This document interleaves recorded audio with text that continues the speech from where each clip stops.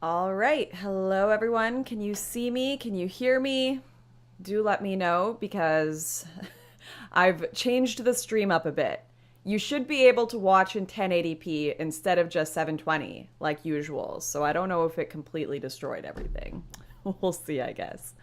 Watch in the comments section. Uh-oh. Uh-oh. Is it even working? I think it is.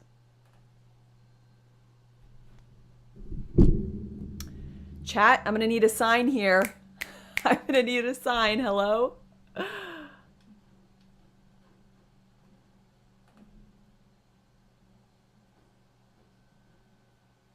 Okay, audio is good, loud and clear.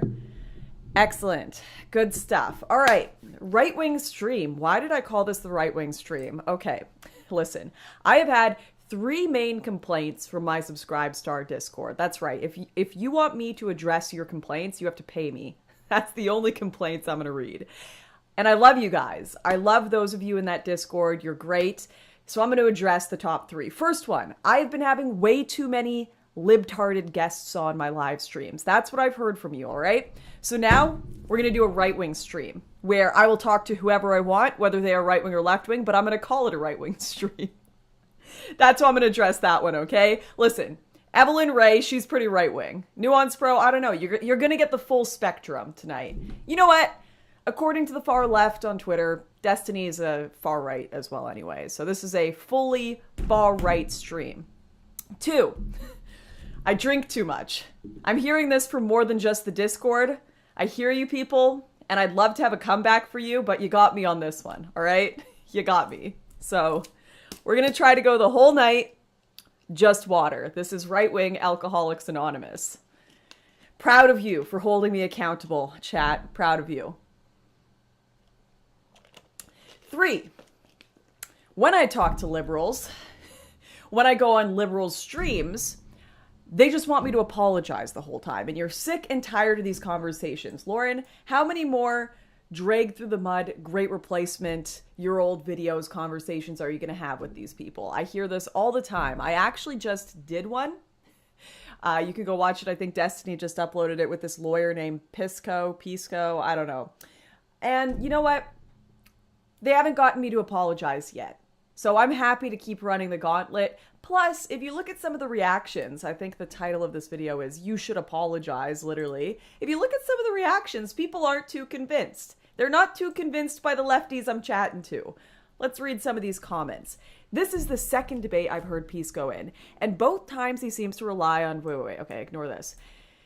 This is coming from a person that believes that birth rates have nothing to do with spreading culture, so I agree with him way more than Lauren on this issue, yet after 41 minutes in, he has yet to make a convincing argument. Guys, we're winning them over, I swear. It's just a war of attrition. I have to keep going on these lefty podcasts, and eventually we'll get there. I came into this thinking Pisco would just stomp on Lauren, and the preview made it sound like she was being ridiculous, but she's way more sound than Pisco in this. Pisco is saying a bunch of wishy-washy crap, like language doesn't matter. Yeah, it does. I feel like Pisco has literally never been outside of his neighborhood. We are going to win this war, all right? We're going to win this tug of war. I just have to do 7,000 more. Lauren, we want you to apologize conversations without apologizing, and we're going to win, all right? Okay. What's on the agenda for today? We'll be chatting with Evelyn, obviously, Nuance Bro, Destiny. I think I'm gaming with him, but I did have some stuff I wanted to confront him about, so you might get a little debate later. We're going to be talking about whether women should be allowed to ride horses or not. If you follow my Twitter, you will have seen an incredible thread by some manosphere account saying, don't let your wives and daughters ride horses because they're just doing it because they want to orgasm. I wish I were joking, but this is a serious account. We're going to go over this with Evelyn as a woman who is right-wing, trad, but also rides horses. We need to get her opinion on this. Of course, we're going to be talking about the recent shootings in the States. Obviously, the shooting today, absolutely tragic, horrific stuff. Not going to be going over really the details of it because you don't get any of that in the first 24 hours. You shouldn't make any claims about a mass shooting in the first 24 hours. You're setting yourself up for ridiculous failure, but more so Nuance Bro and I will probably be chatting about gun laws and the conversation surrounding it, what the future is going to look like after these events. Actually, I think there was just a mass killing like 5 days ago it was either Norway. A guy with a bow and arrow killed 5 people, like an actual bow and arrow. I think I saw Counterpoints retweet the footage. Absolutely insane. And then there was a few other crime cases that I wanted to talk with Nuance Bro about. And then, yeah, that gaming with Destiny.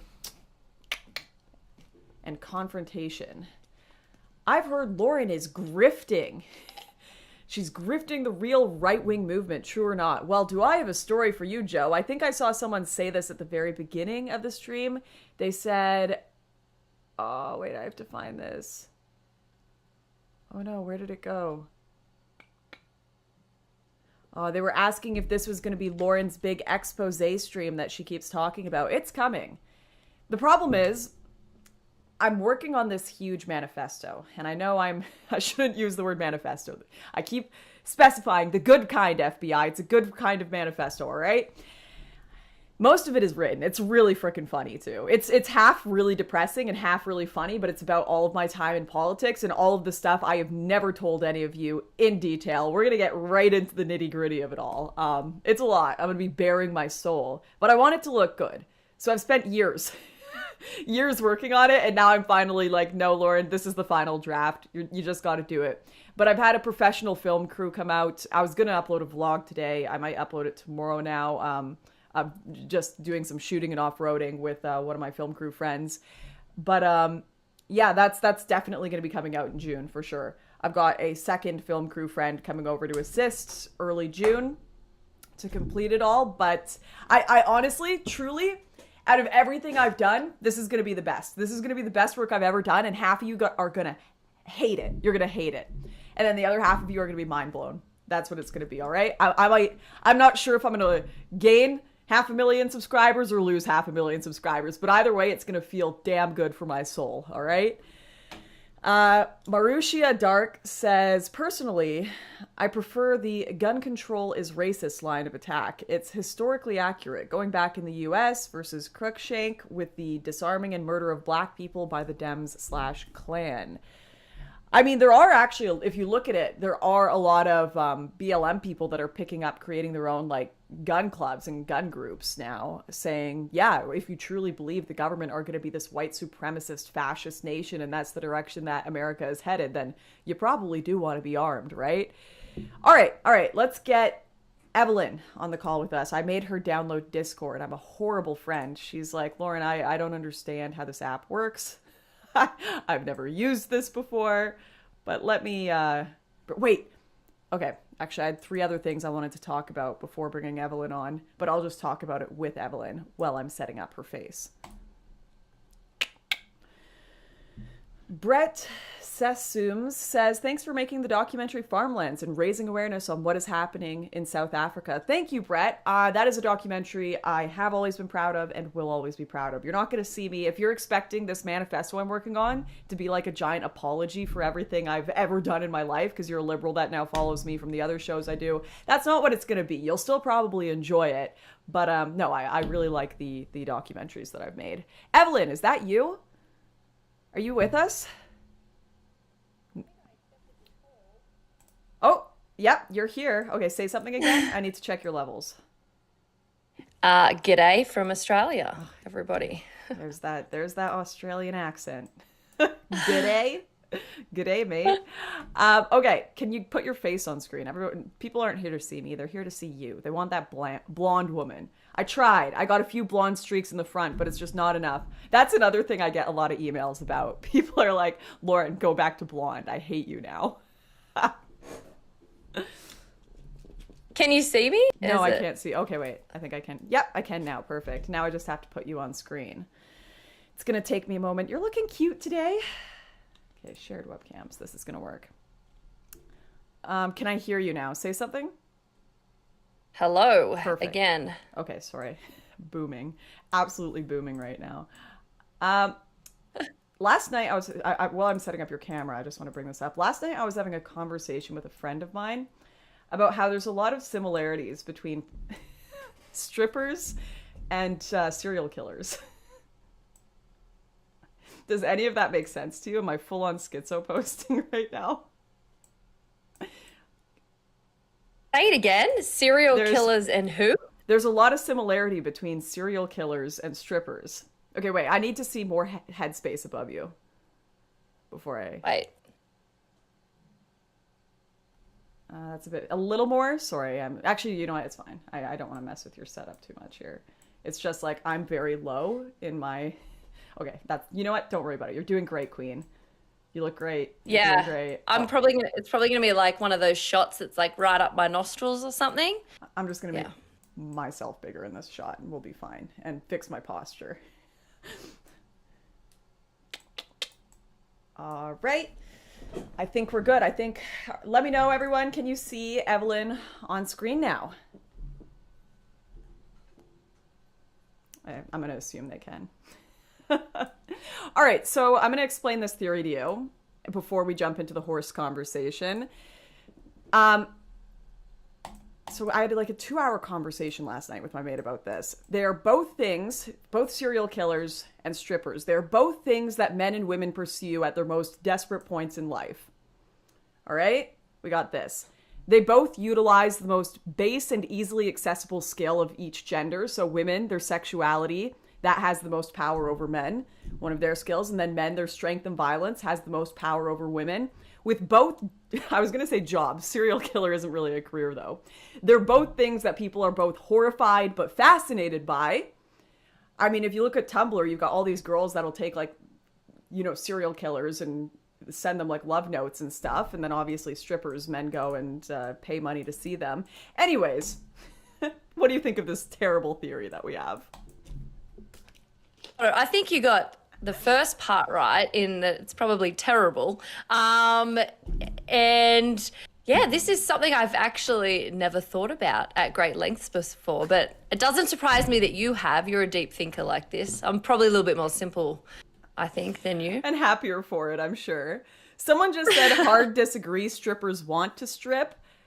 Yeah, and serial killers want to murder people. I don't understand what the point is. I'm not saying strippers are bad people. I'm just saying there's a lot of similarities with the motivations, all right? You know what? We're not gonna... you know what? It's a massive stretch, but I'm over it. There's probably a lot of parallel with sexual perversion, to be honest. If you actually listen or talk to a lot of serial killers, I think Ted Bundy did like a whole thing about it, how stripping and then porn and then all those sorts of things contributed to him being a serial killer. Did you know I've been getting prison letters from a serial killer for the last few years? I think you have mentioned this before. I mean... I've never responded, but... yeah, I found it the funniest thing ever. I was like, why am I getting these, like, prison letters? And it has, like, the official, like, prison... what prison they're at and everything. And I opened it. I remember reading the letter for the first time. And the guy puts up such a nice front. He neglected to mention at any point in his lovely letter that he had murdered a bunch of people. So I thought that was maybe something you should probably include when you send someone a letter instead of, oh, and I grew up here and these are my hobbies and blah, blah, blah. You forgot you murdered a bunch of people, bud. Maybe I don't want to chat with you because of that. Anyways. That's a bit scary.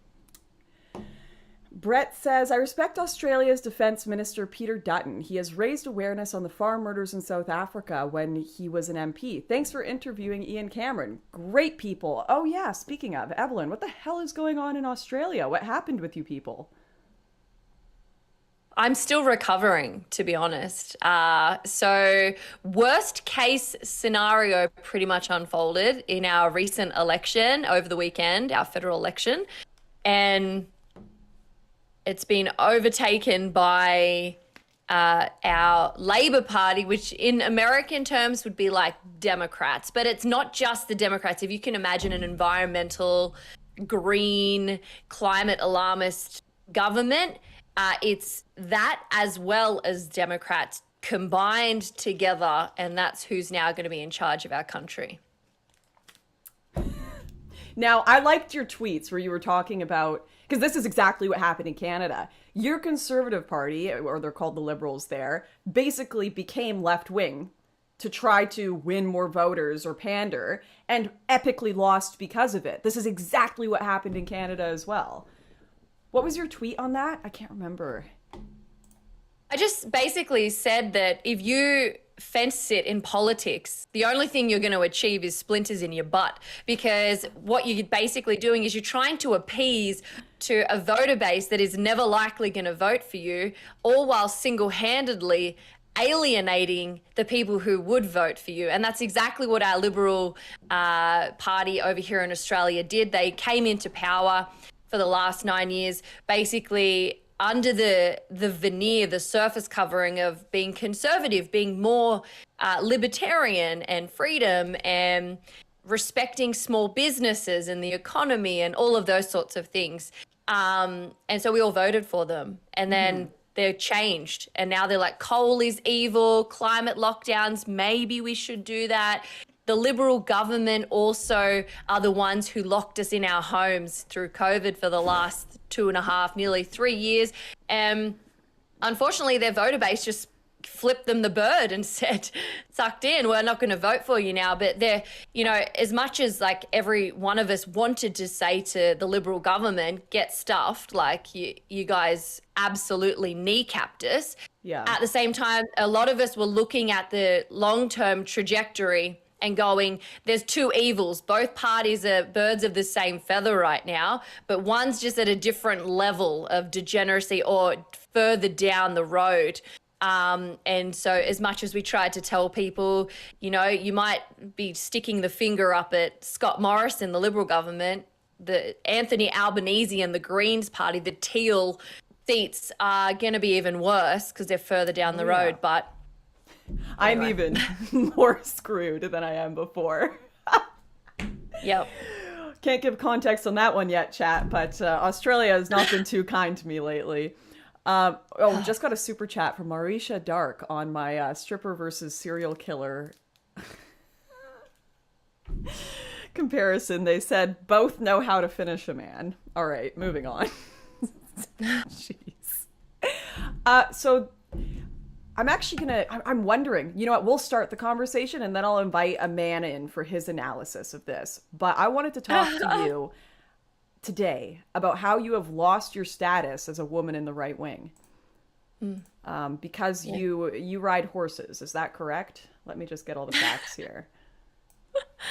I handed in my resignation from right-wing Twitter recently. I did, yes. It was a sad day, but it was obviously a line that was drawn in the sand and I had to pick a side and here I am. Truly. I guess I need to change the stream title. Damn, I told all my my Subscribe Star members that were like, Lauren, you're talking to too many liberals on stream. I was like, don't you worry. This is going to be a right-wing hangout, but you have officially handed in your resignation. Let me... I should be able to do a window capture here if I can figure out how it works of this tweet thread from an account called Alpha Masculinity. They've got like 18,000 followers. Jeez. It's Alpha Masculini 1, actually. Masculini. My apologies. My deepest apologies. That should be a pretty good indication, I think, if you are interested in etymology. Where this particular person probably sits, and I'll leave it at that. So true. Okay, all right. I'm bringing this up on screen for everyone. Sorry. Gotta make it all balanced. All right, can everyone see this? This tweet thread starts with a picture of a woman on a horse. Evelyn, I believe you've seen this thread already, correct? So I'm sorry, I put it up for you too. Can't see it anymore though. True, because okay. they blocked me. Tell you what, I'm gonna send you the archives so that you can look at it while we look at it. Send you this link. It's important content. There you go. Open that up on your phone or computer from that Discord app so you can see it. Why women shouldn't ride horses, bikes, or bicycles. Everyone in chat keeping up? All right. I will post links with evidence at the very end. I write this out. Okay, wait, no, we'll get there when we get there. There's a lot to unpack here. There's a journey. I write this as another red pill or female nature that husbands and fathers must swallow for the betterment of their marriages and society. I care for my fellow brethren. It is the very reason this account exists. We got the two masculine hands holding each other. Very, Very, very cool. First, what you need to realize and understand is that women are walking sexual machines, pure sexual objects. Everything about a woman is sexual. Their bodies are full of sensitive erogenous zones all over. Almost every inch of them is potentially stimulating. How do you feel about this, Evelyn? I think it just goes to show that men are terrible engineers, if that's the case. But I think this guy clearly has no clue already. Like, straight off the bat, like, you're reading this going, is this satire? Is this real? It's not satire. Yeah, it's not satire. No. We haven't gotten to the good stuff yet. You know, everyone likes sex. I think this is actually very dismissive of men. As if men don't enjoy sex and like their body being touched, all right? All right, this is by design. God created women for men. Their bodies are to be enjoyed by their husbands, every part having been created for his sexual enjoyment. Her body being sexual at every inch means a man can be aroused by and enjoy any or all parts of his wife's body. Okay, you know what? God created men and women for each other. Sure, whatever. Further evidence of this is a woman's ability to have multiple orgasms in a short amount of time. Women can also be sexually satisfied without orgasm, which means a man can play and have sex with his wife for any length of time, be it 5 minutes or an hour. The point is women are easily stimulated and aroused through almost any part of their body. They should be careful of what they do or in what activities they take part. My belief is that women should stay as pure, innocent, clean, and modest as possible with regards to their bodies. They must protect and not spoil it in any way for their future/current husband. Sexual arousal and stimulation, not for or from her husband, makes a woman filthy. All right. If it is your belief that you want women to stay as pure, innocent, clean, and modest as possible, and you want them to save everything for marriage, that's good. Don't make such stupid threads then. Make threads that are actually good and promote this instead of absolutely insane schizo posting that we're about to get into.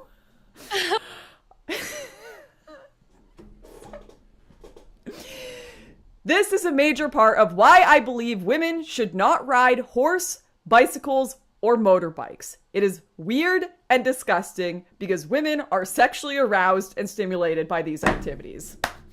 All right.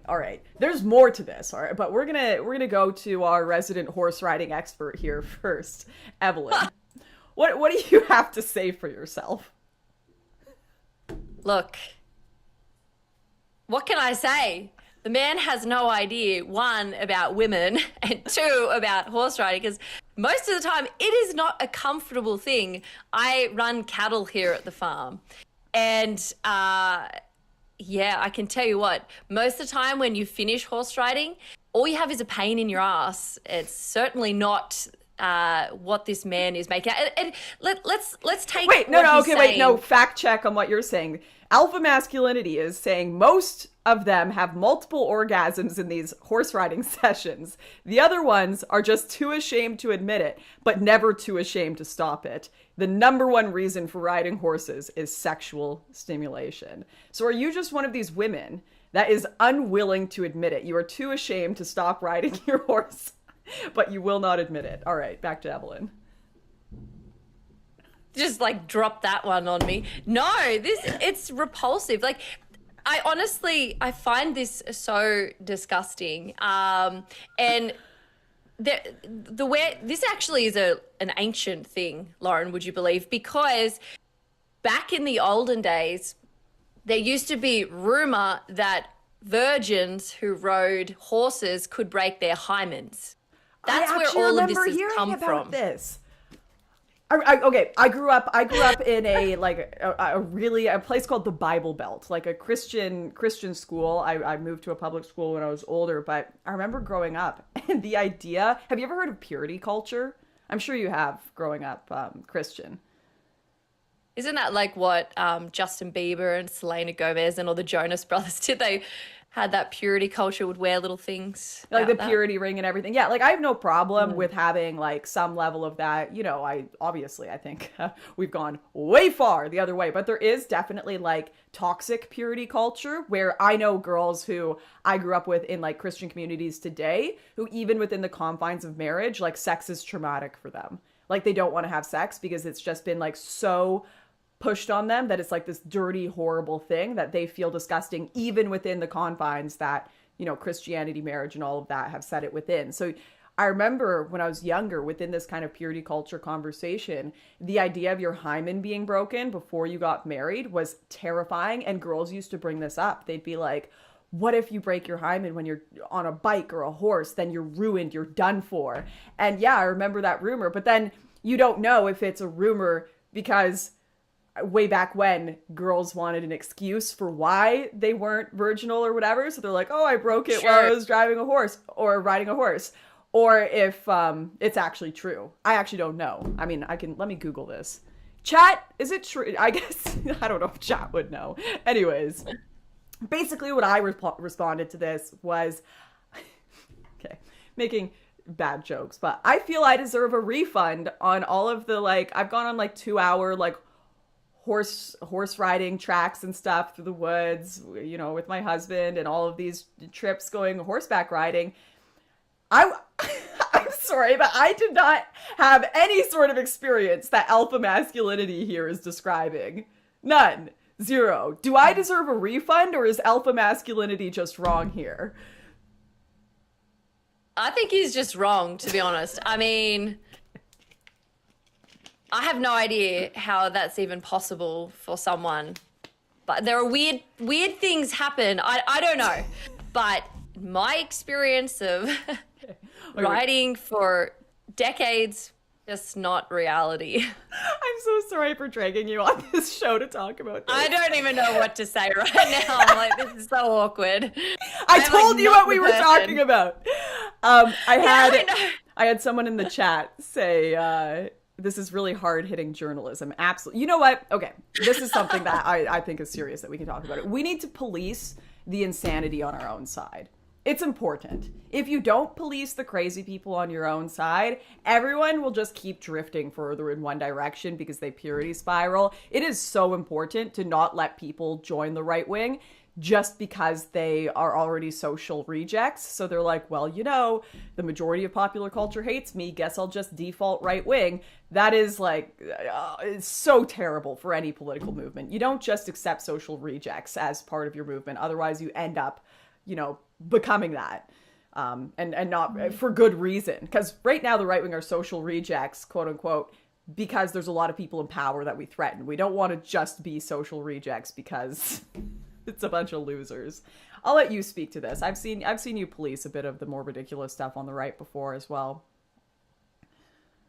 Read about it yesterday, actually. I think what we're falling into the trap of is basing our ideologies or our culture on bitterness and anger, just the same as people on the left in a way. Because if you look at a lot of these movements, it does stem and it does come from a place of anger and rage and bitterness. And we're seeing on the flip side, a lot of people on the right doing the same thing. There's this real anti-woman movement right now where it's like, we just hate women, all women, because, you know, of everything. And there was the whole Me Too movement, the whole toxic masculinity movement that sort of birthed a lot of these pushbacks, which were rightly so in happening, and it was necessary.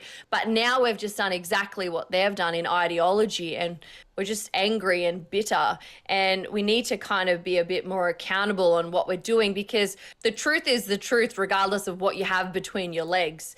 And, you know, the truth owes no sides anything. And so we just got to be careful to not compromise on the truth to pick a side. And we got to be careful that we don't fall into the same ideological warfare as the people that we've been pushing against, in that everything is coming from a place of anger.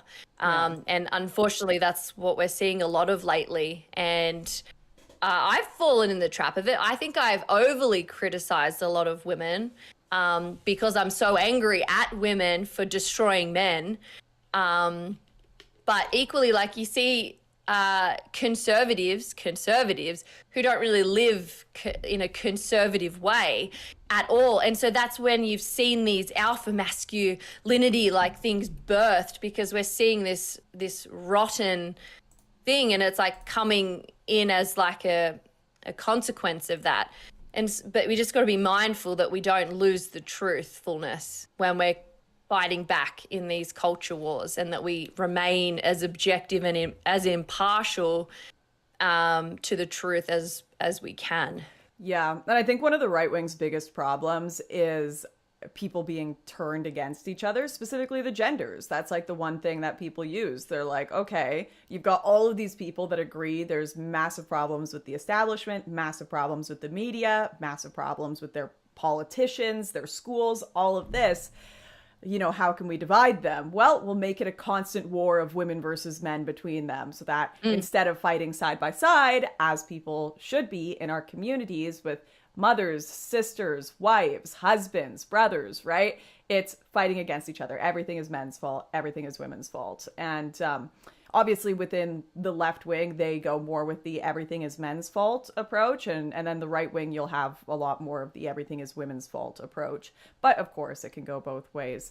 All right, we'll really quickly skim through the rest of this ridiculous thread. I won't ask you to. This is like pure torture towards you, so I apologize. Evelyn is a beautiful, modest, good Christian woman, and she is just like, what are you saying, Lauren?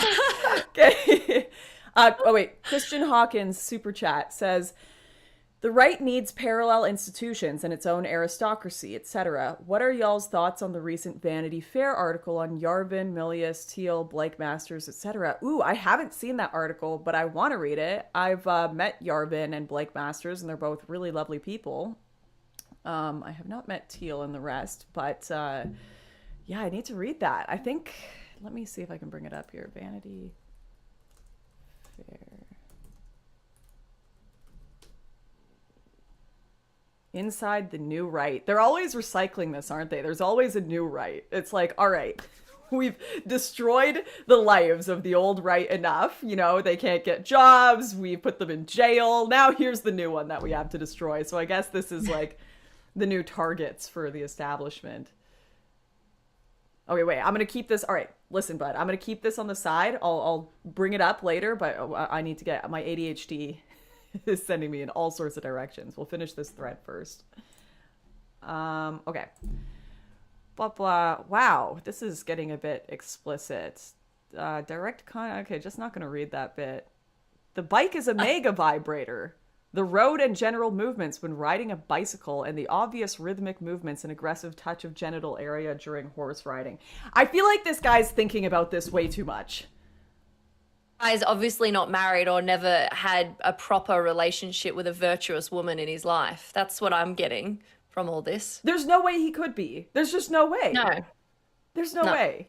There is not a single man on earth that is married or has a girlfriend or a healthy relationship with a woman who is scared of their partner riding a bike and getting more pleasure from that bicycle than them. There's just, that's not a thing.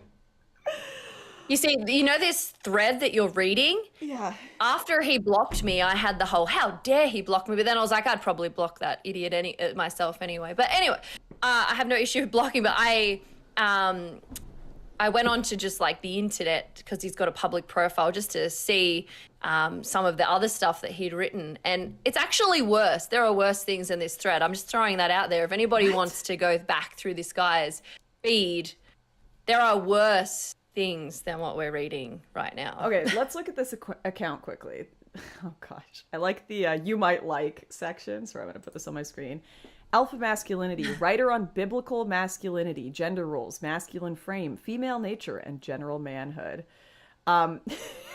Accounts you might like: the Sigma Master, what men should know, the Alpha Life Game.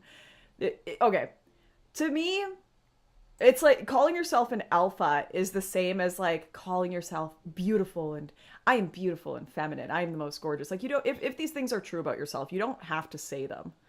You don't have to say, you don't have to constantly assure everyone that, yes, I am alpha. I am alpha. Like, I am hot. I am a boss babe. It's like the biggest copes I've ever seen in my life.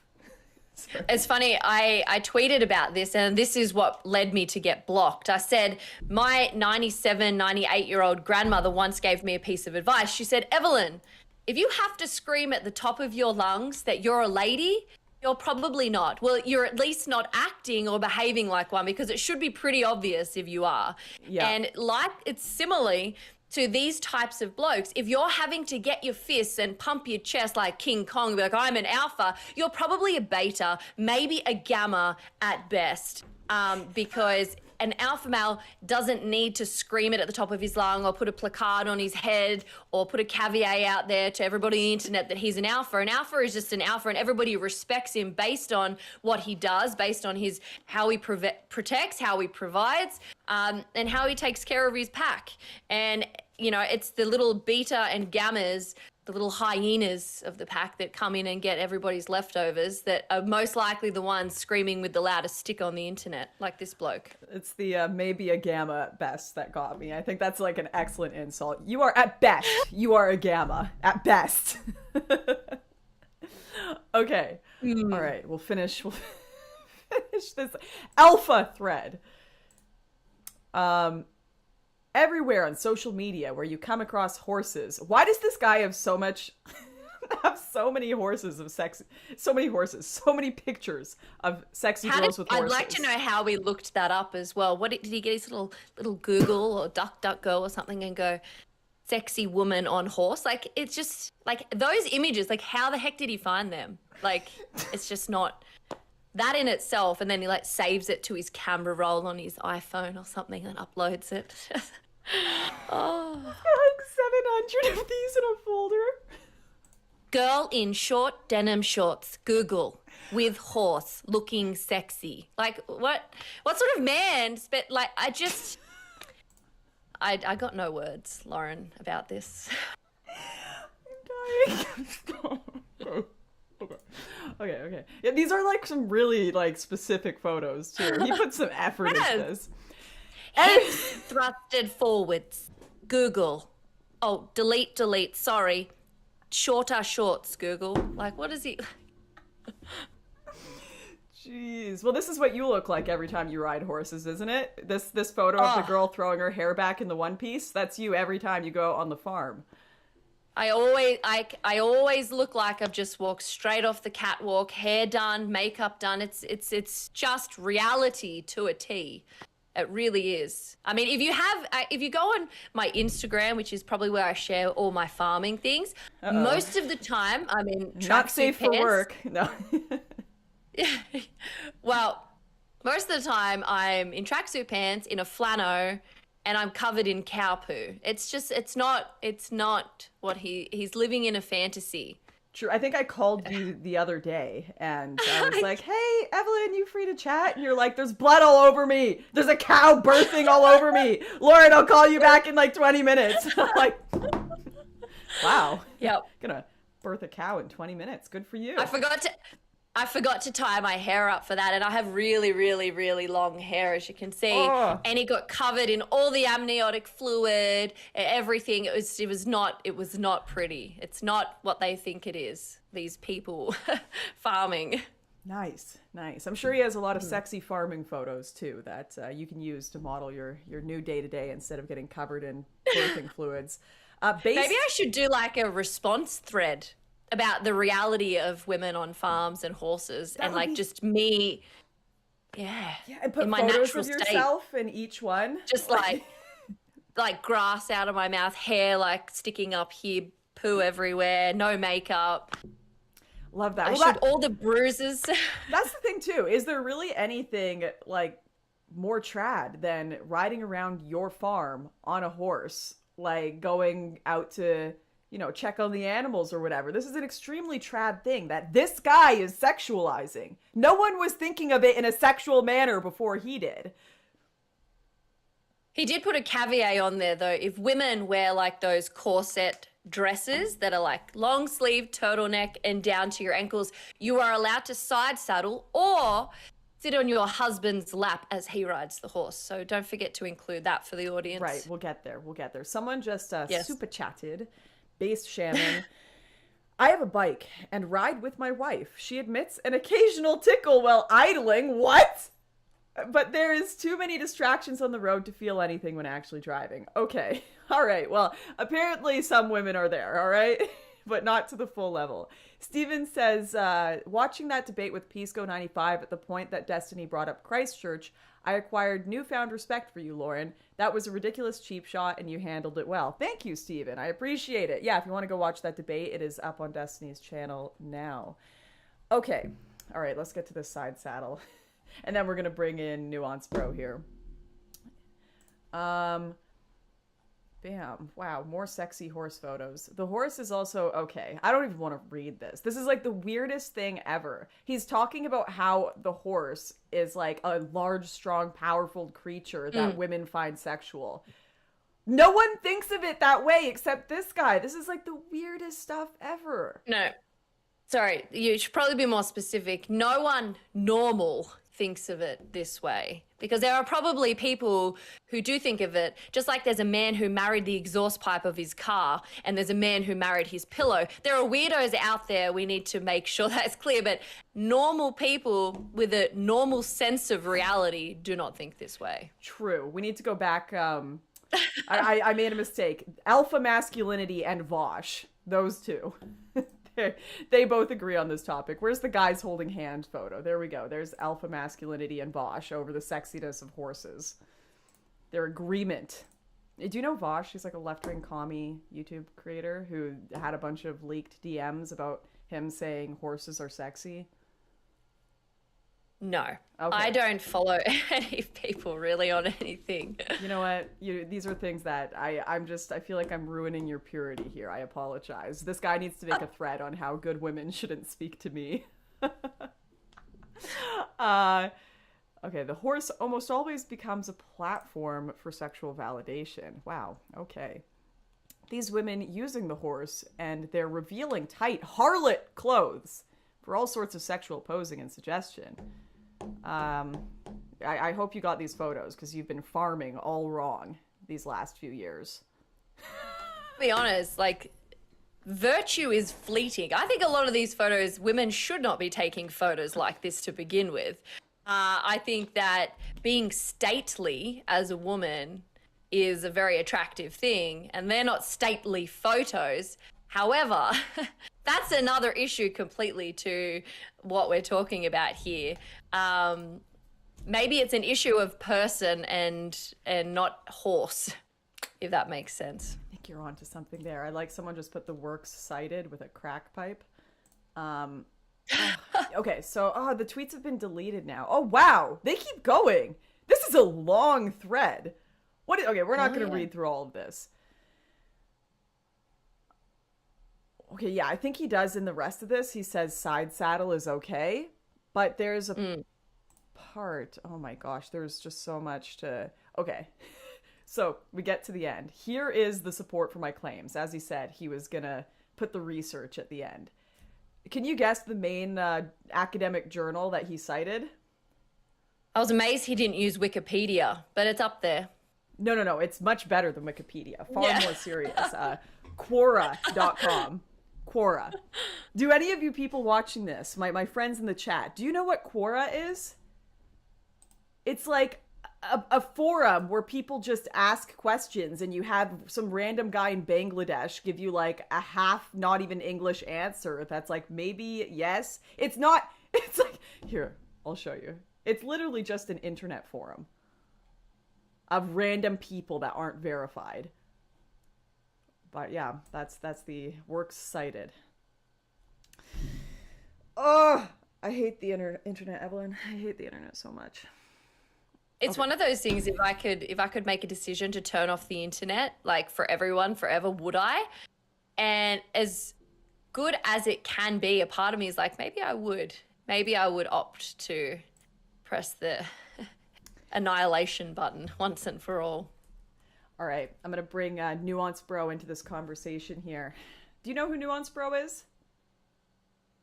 I feel rude if I say no, but okay, maybe. Sure, you know him.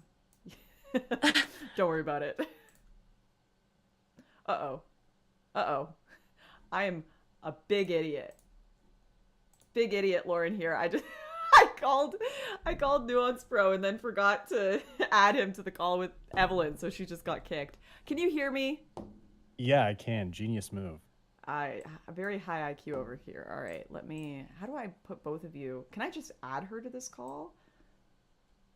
I'm booming here. I actually don't think you can add people like that. I think you have to start a new call. Okay, all right. I'll be right back. I'm not entirely sure. Gee, okay. I know I make fun of boomers a lot, but if there's any boomers in my chat, we love you. I care about you. I have no excuse to be acting like you. You've clearly figured things out because you've got you're chatting in YouTube. So create DM. All right. Wow. Okay, wait. Add friends, create DM, create group DM. I think I should be able to do that. Unnamed. Who am I going to add to this? Select friends. Oh, I think I did it. Sorry, Evelyn. I'm mentally challenged. They'll be here shortly. They'll be here shortly, all right? Now it's going to be a real right-wing chat show. I think Nuance Bro says he's Nuance Bro when he says he's like, oh, I'm centrist or whatever, but he's absolutely right-wing. He's not even joking. He's lying to you all if he says he's in the middle. He has like 1 or 2 critiques of conservatives here and there that he does as a token thing. Lauren is doing her 2019 Nick Rakita impression. What does this mean? What is my 2019 Nick Rakita impression? Oh, did he do this a lot where he couldn't figure out how to get streams working? Okay, are they both in this? I hope so. Let's see if this works. Thoughts on HXH returning from hiatus? I don't know who that is. All right. Is everyone here? I think we're waiting on Destiny, right? Oh, no. He's coming on later. I don't know. I think he's doing something right now. That's why this is the right-wing hangout. Yeah, I heard you talking shit saying I claim centrist. When did I ever use the word Your centrist, name by is the way? Nuance, bro. Like, it's in the name. Sorry, bud. That's fine. Okay. You can be a nuanced individual and not claim you're a radical centrist or whatever. Are you right-wing? But the problem with that, is then you get all the, the Puritans who are like, well, you're not really right wing. I'm just like, listen, I have my positions. A centrist. You can listen to them. You can make your own determination. I don't care. I don't care what the labels are. All right. Can you both say things? All right. Okay. Evelyn, say something so I can make sure your levels are similar. I can't believe you kicked me off. How rude. It was very rude of me. I'm sorry. Okay, Nuance? Fascinating. Shut up. Did you watch that stupid documentary by chance? I didn't watch the documentary, but the little trailer is the funniest thing I've ever seen. If you guys don't know in the audience, there's this clip. I don't know if it was a date you were on or what, but like this guy's saying talk about it. Just real quick, it's just really funny because he's just saying like really sort of like bland milquetoast stuff that you've probably heard from like far right people all the time, and you're just like, you take a sip and you're like, fascinating. Okay, it's just so funny. Do you know what the worst part of that trailer is, though, my friend? It was edited, wasn't it? That was edited. Yeah, I never said fascinating to any of his points that he said. They took a sentence that I said at a completely different point, just cut it and put it right after. Yeah. That was the Atlantic. They That's literally what I figured was the case, but it was just too funny. The timing was hilarious. But it's unbelievable that they can get away with that. Unbelievable. Yeah. All right, I'm just setting up your video here so I can have you both on the screen. I'm trying to figure out how am I going to make this look good. I don't think I can. Okay.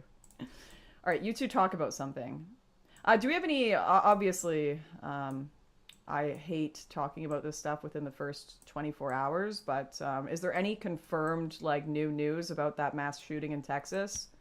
I know you both have probably been on Twitter. So I'm seeing reports of it being someone who's trans. I was seeing that too, but people were saying those photos were fake. So this is well, there's some fake ones, and there appear to be someone that might be. I don't want to confirm, but they said they got it from the Instagram before it was nuked.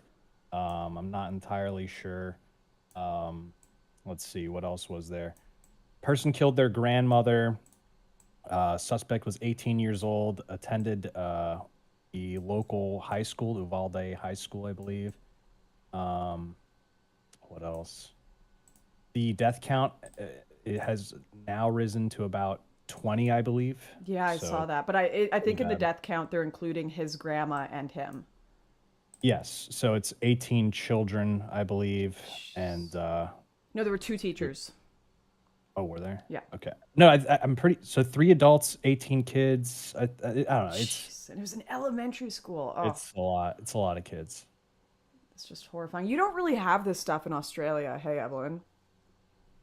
No, not at all. We're pretty blessed to not have it, but it's interesting, the whole debate about guns. Like this, every time something like this comes up, the whole issue around the Second Amendment and the right to bear arms is always one of the most controversial and spoken topics after this. A lot of people use Australia as an example. And a lot of people say, well, Australia doesn't deal with this, but no, but look what we've dealt with for the last however many decades with our government as well. There are a lot of things. It's a double-edged sword, but I was served in law enforcement over here for 12 years, and there are a lot of guns over here in Australia. There are lots and lots of guns. Gun laws doesn't mean you don't have access to them. Yeah. So You guys had like a 20-year period where you had like a couple mass shootings, but before that and then since that, there really haven't Well, there was been like one any, in Tasmania, major ones. wasn't there? That was That was huge. Port Arthur, I believe. Yeah. Right? yeah, Port Arthur.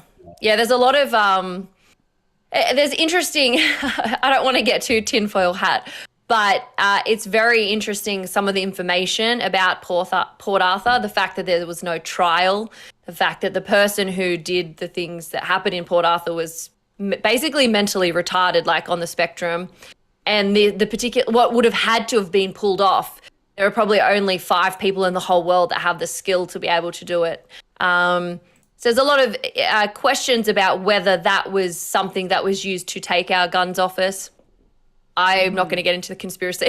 I don't think it serves anyone well, but it is very interesting because, like you mentioned, we really haven't, even prior to that, had many gun control problems over here. Okay, someone posted this today, but it looks like this was actually from late last year, October 2021. Oh, this is why it was posted, because 6 days ago, there was a man charged for this bow and arrow attack. He killed 5 people with a bow and arrow. Did you see this footage, either of you? No. Okay, I'm putting it. I don't know if you've got my stream open, but I'm about to put it up on stream for people to see. But oh jeez, let me adjust this so you guys can actually see what I'm looking at. But it's crazy because like I didn't hear anything about this, and he killed 5 people with a bow and arrow. Wasn't in the news at all, and obviously neither. We're all pretty social media savvy people. All right, here, check out this clip. Literally, like a full-on, not even a crossbow, full-on having to draw with his arm and everything in a closed supermarket, killed 5 people. Absolute psychos. How many people are killed from knives, though? Look at the UK, for example. Death's going to happen and people are going to use violence. I've seen someone kill someone with a brick before. So it's all about what's motivating the crime. It's not necessarily what's causing it. And I don't think that weapons are something that cause it. I think it comes from another place. Here's one thing I will say about the US, and maybe you'll disagree with me here, both of you, but so I've been dealing with death threats for a while, obviously being in the public eye, and I've got one that has been particularly serious. Like the Canadian RCMP have been like, okay, this is like a legitimate threat. They've sent your family's address. They've like given an intent to kill. They've sent pictures of who they plan on killing, everything, and opened a whole case file on it. Canadian government were fantastic, actually. Like the Canadian RCMP, really good. They got a ban on this person's ability to travel into Canada, because they had all of this like evidence built up that he's going to try to come here and hurt me. When I called the US police, because they told me to, since this was an American citizen, I shit you not, the police told me, or more so they asked me, have you tried blocking his number and email? That was their response to a verified death threat. Have you tried blocking his email? It's like, oh, sorry, I didn't think of that. I should have just blocked the guy's email. Then maybe he won't come shoot me. Like, just unbelievable. And I understand people's fears about like the red flag laws and everything. Like, holy, the people are going to have their weapons taken away for their political ideology or whatever. But when you hear over and over and over again, this person had already threatened to shoot up the school once. This person had already sent like 7,000 violent threats to friends and family. This person was already on an FBI watch list. Like, I mean, you tell me, Nuance, bro. You're the American here. What the hell is going on? Like, what the hell is going on with that? Yeah, it's really weird. I mean, to me, it's not a matter of red flag laws saying like, oh, well, we determine this person to be dangerous. I mean, we have laws like that on the books, temporary psychiatric holds. I think it's like, 5150 in California or something like that. So it's a matter of actually just having laws and enforcing those laws. A lot of it's like we already have the laws on the books, but they just don't enforce them, whether it's, these super progressive DAs or it's, overworked caseloads. There's actually a lot of departments in the US where they don't have enough police officers to just handle caseloads. A lot of the judges are messed up. I did a video recently talking about a lot of these problems in Houston. It's just really bad. But I mean, if someone threatens to kill somebody, like a specific threat, like what you were talking about, I mean, that's a crime, right? That's something that should be actually prosecuted. That's not we need to do red flag laws. Like, no, that's a crime. You can literally go arrest and prosecute that person, but a lot of times they just don't take the initiative to do it. It's really difficult, and I sympathize with this, to do things cross-border. Like if a crime happens in another country, if you call up that police in the other country or in your country, they'll be like, well, it's tough luck in a lot of cases. There's just a lot of international problems with trying to prosecute like that. Evelyn, you've obviously been a police officer. Do you guys have a red flag style law in Australia where if people have been acting up, you can go search their house for weapons, et cetera, et cetera? Pretty much. So as Nuance said, there's a law for everything. It's just whether the law is applied, how it's intended to be applied. And I was going to make this point is I think half of the problem is investigations, policing, priority is often given at policing good citizens, and not enough effort or money or time or resources is put into policing bad citizens. And I think that's the whole issue with this gun violence, the whole issue with the threats that you're receiving is they're worried whether I'm wearing a helmet on my bicycle as I drive down the street, or they're worried whether my seatbelt is on. And a lot of the focus of policing is on everyday citizens who are likely to pay their fines, who are likely to be apologetic for doing the wrong thing, and not enough is placed on people who do break the law. And it's like a lot of the laws are designed for good citizens like us who do obey it, because we see the law, we get reprimanded, and we don't do it again. But criminals, like, what are they going to do? Oh, there's a piece of paper that says I'm not going to do this. They don't care about a piece of paper. And I think a lot of the problem why there is such violent crimes and such high rates of reoffending is because our judicial system is incredibly flawed, in that instead of punishing people for crimes, we're trying to rehabilitate them for crimes. And one should never replace the other. Rehabilitation should come as a result of punishing the crime. If you said to somebody, you threatened to take somebody's life, you spend 50 years in jail, I guarantee you, strangers on the internet wouldn't be threatening to kill you if the punishment was actually there and the punishment was actually followed through and the law was actually seen with integrity how it's supposed to be seen. But unfortunately, we're getting just bombarded with arbitrary rules and restrictions for everyday citizens who are likely to obey laws, and there's not enough attention given to criminals. But in Australia, for example, with this border thing, I was investigating a homicide of an 8-month-old baby. Now, there was a difficulty with this homicide because the baby's parents were originally from New Zealand, and the father, who ended up being convicted of murdering his own child, had a record of killing another one of his children in New Zealand. Now, when it came to sentencing of that guy over here in Australia, we weren't allowed to use the court results from him murdering his first child in New Zealand to affect his sentencing here in Australia. So he got 4 years prison for killing his 8-month-old baby. because of international restrictions and borders, we couldn't use that information to say he's a recidivist offender, he's a repeat offender. And so out he goes after 4 years. This man also threatened to kill me because I went undercover in the prison to get a confession from him. Ended up finding out he was a gang member of a New Zealand gang, and then my life was threatened similarly to yours, and they couldn't do anything because they said, oh, the gang's in New Zealand. Well, what happens when they travel to Australia? What's going to happen to me then? It's the law is in favor of the criminal and not the everyday citizen, and I think that's where a lot of our backwards way of thinking and our regression in society, particularly around crime and gun violence, is stemming from.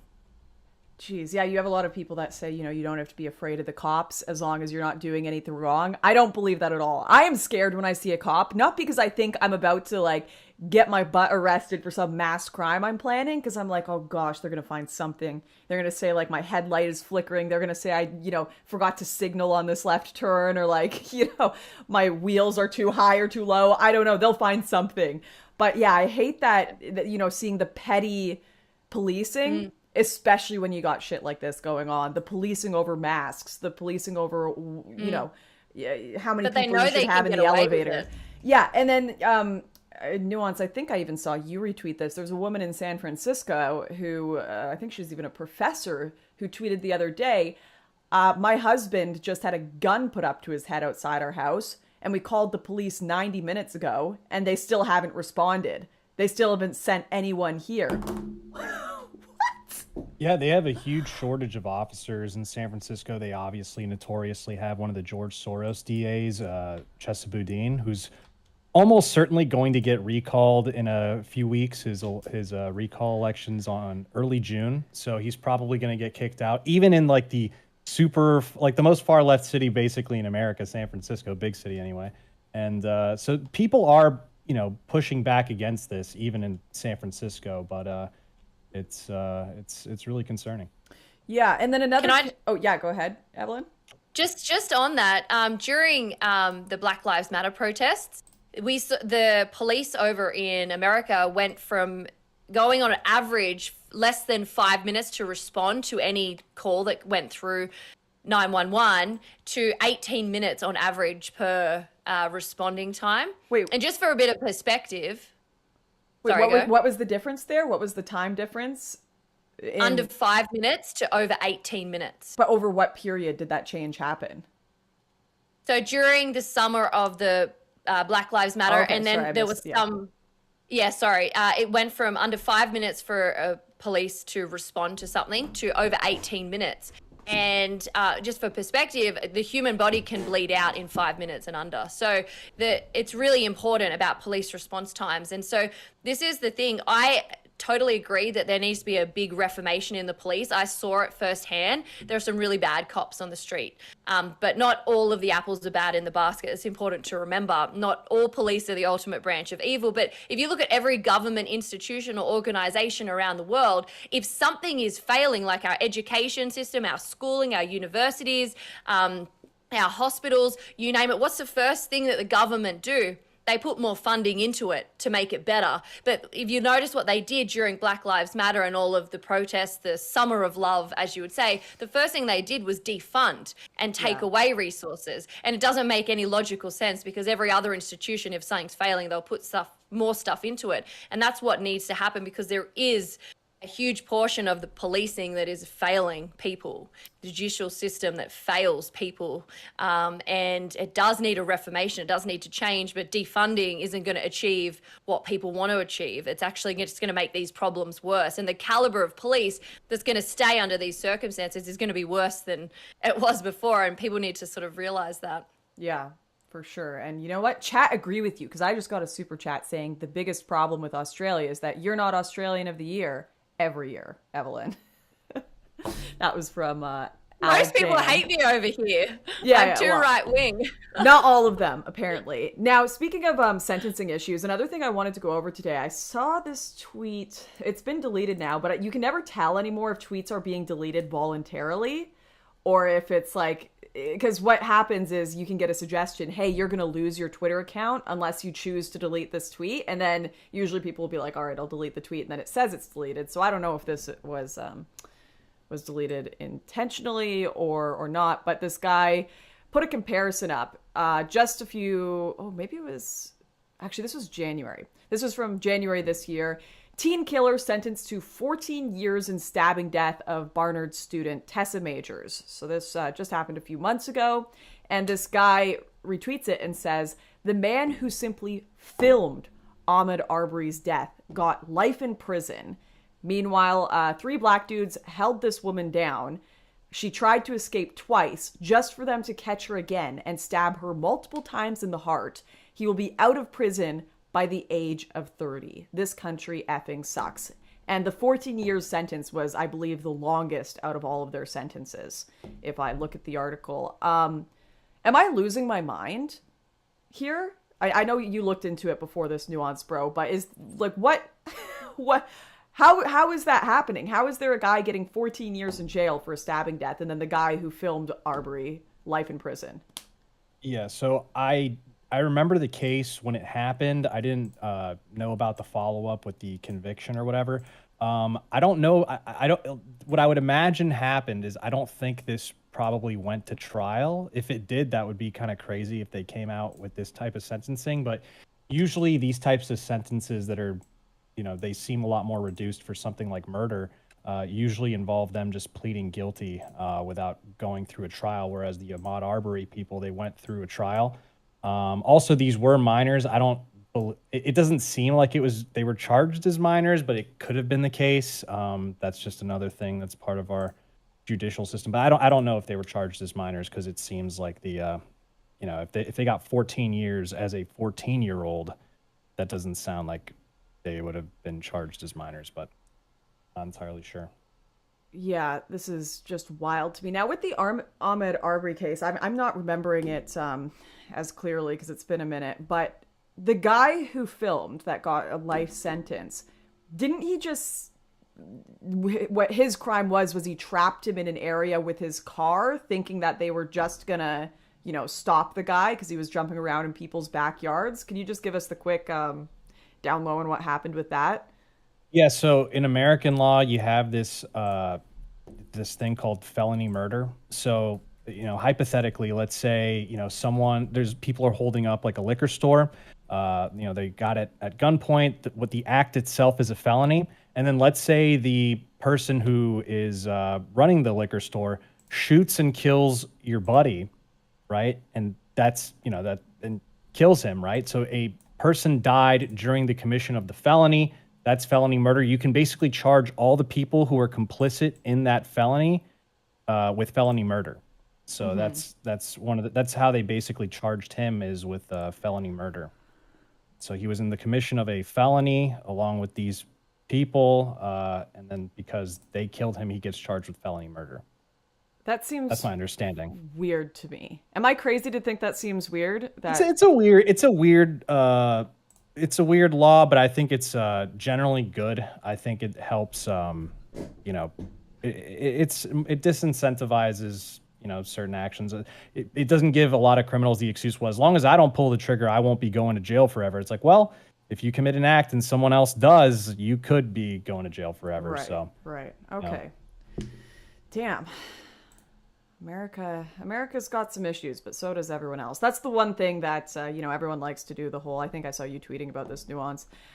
This is happening constantly in America, 24/7. Why doesn't this happen at this rate in XYZ countries? And then no one takes into account the actual population size of America, the actual, disparity, wealth issues, all these different things. No one knows how to read statistics. No one knows how to make proper, one-to-one comparisons. There's a lot going on, but yeah. Yeah, I mean, even with like that bow and arrow thing you just showed me, I believe that happened in Norway. They have a population of 5 million people. So that one act alone could be, it's just shooting with a bow and arrow, but that shooting alone could potentially constitute a higher rate of mass shooting deaths in that country than in the United States. That was the case with Anders Breivik when he killed like those 80 people at that time in Norway. It basically skewed the statistics for Norway for many years to come, to say that they had a higher mass shooting death rate than the United States did for many years. Okay, I'm going to quickly look up the newest updates on the Texas shooter, and then I might see if we can bring... I'm sure Destiny has some interesting comments that he would like to debate everyone on this if we can bring him in before you guys have to go. Is he saying he does? He'll just disagree with right wingers so he doesn't have to look right wing to his audience. It's very funny because he's absolutely being pushed right wing. He is absolutely more conservative than most of the left right now, and not even because you know what? Maybe he isn't pushed that way. He's just kind of stayed stagnant where he is, and then the left have gone even more and more nuts. So then he's just been automatically put on the right. But he hates being perceived as right-wing. It's kind of like what Tim Pool did for years, where Tim was like, I am a left-wing journalist. I am a left-wing journalist. I mean, he still kind of does that. So. Yeah. Destiny's like, or Dave Rubin too. I am left-wing. I swear I'm left-wing. Destiny's Dave Rubin now claims conservative. That's okay. All right. Yeah. We had some admission. Yeah, Destiny's coping that he's still a progressive.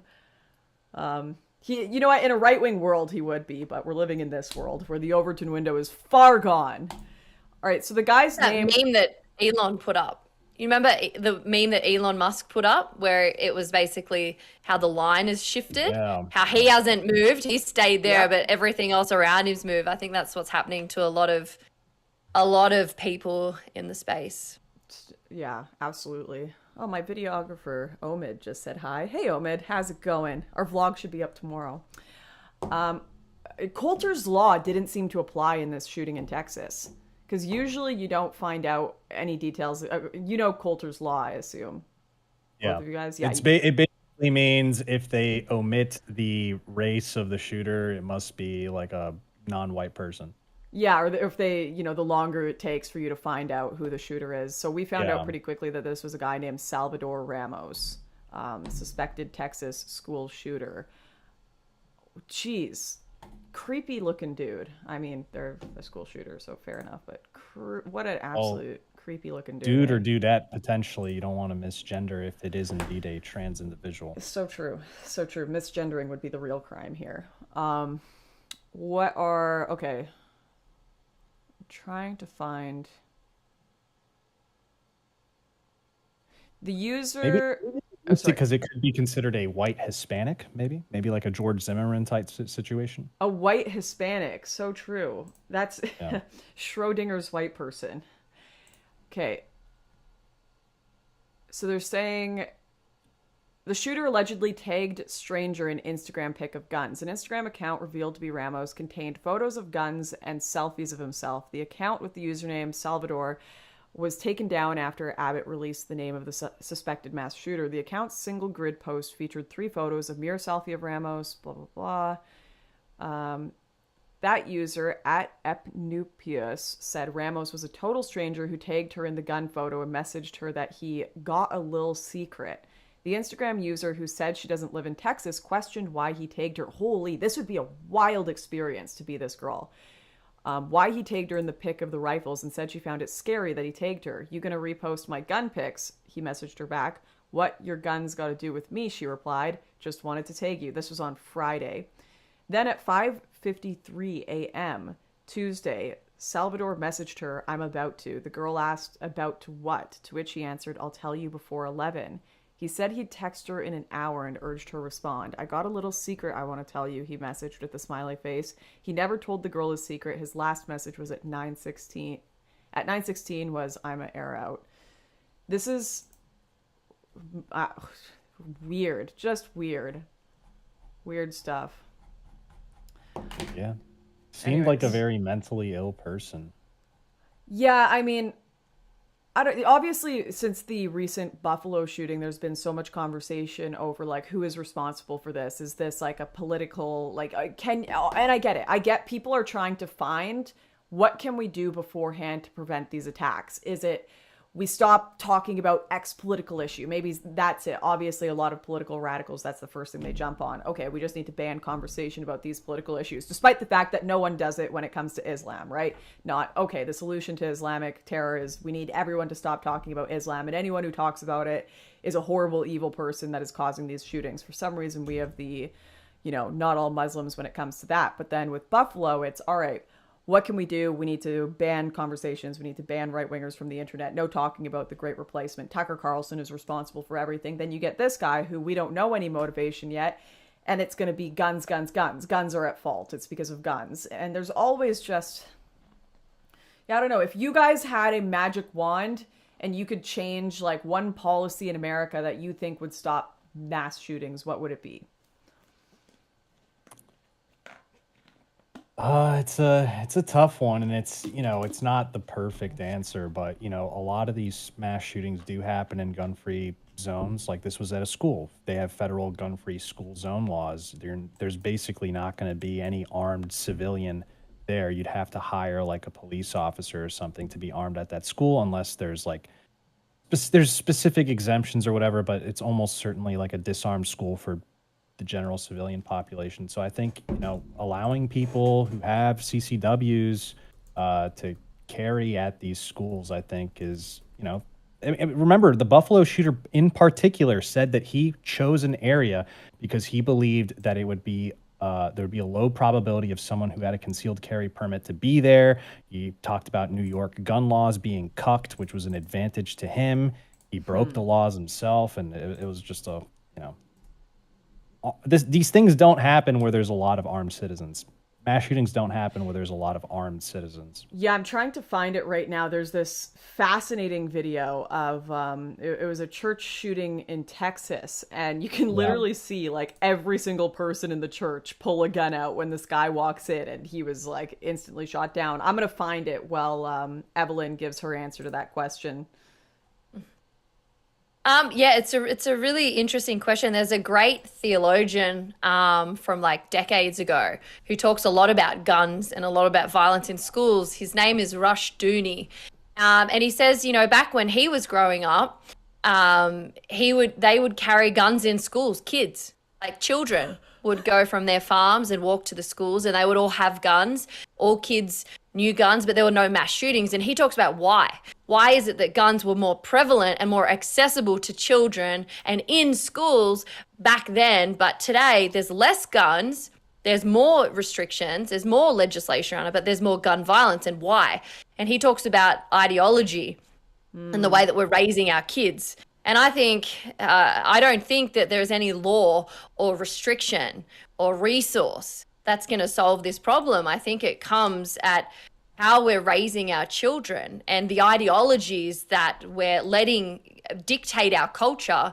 And I think that until things like that change, until objective truth is actually respected and seen as the truth, and until, we stop acknowledging and tolerating realities that exist inside someone's head and not externally, until we sort of reject these rotten, regressive things, this is only going to continue spiraling. And you're going to take away the guns, but there's going to be more violence. You're going to put in more laws, but there's going to be more violence. Look at Chicago. Chicago's got the highest gun crime rate in the world.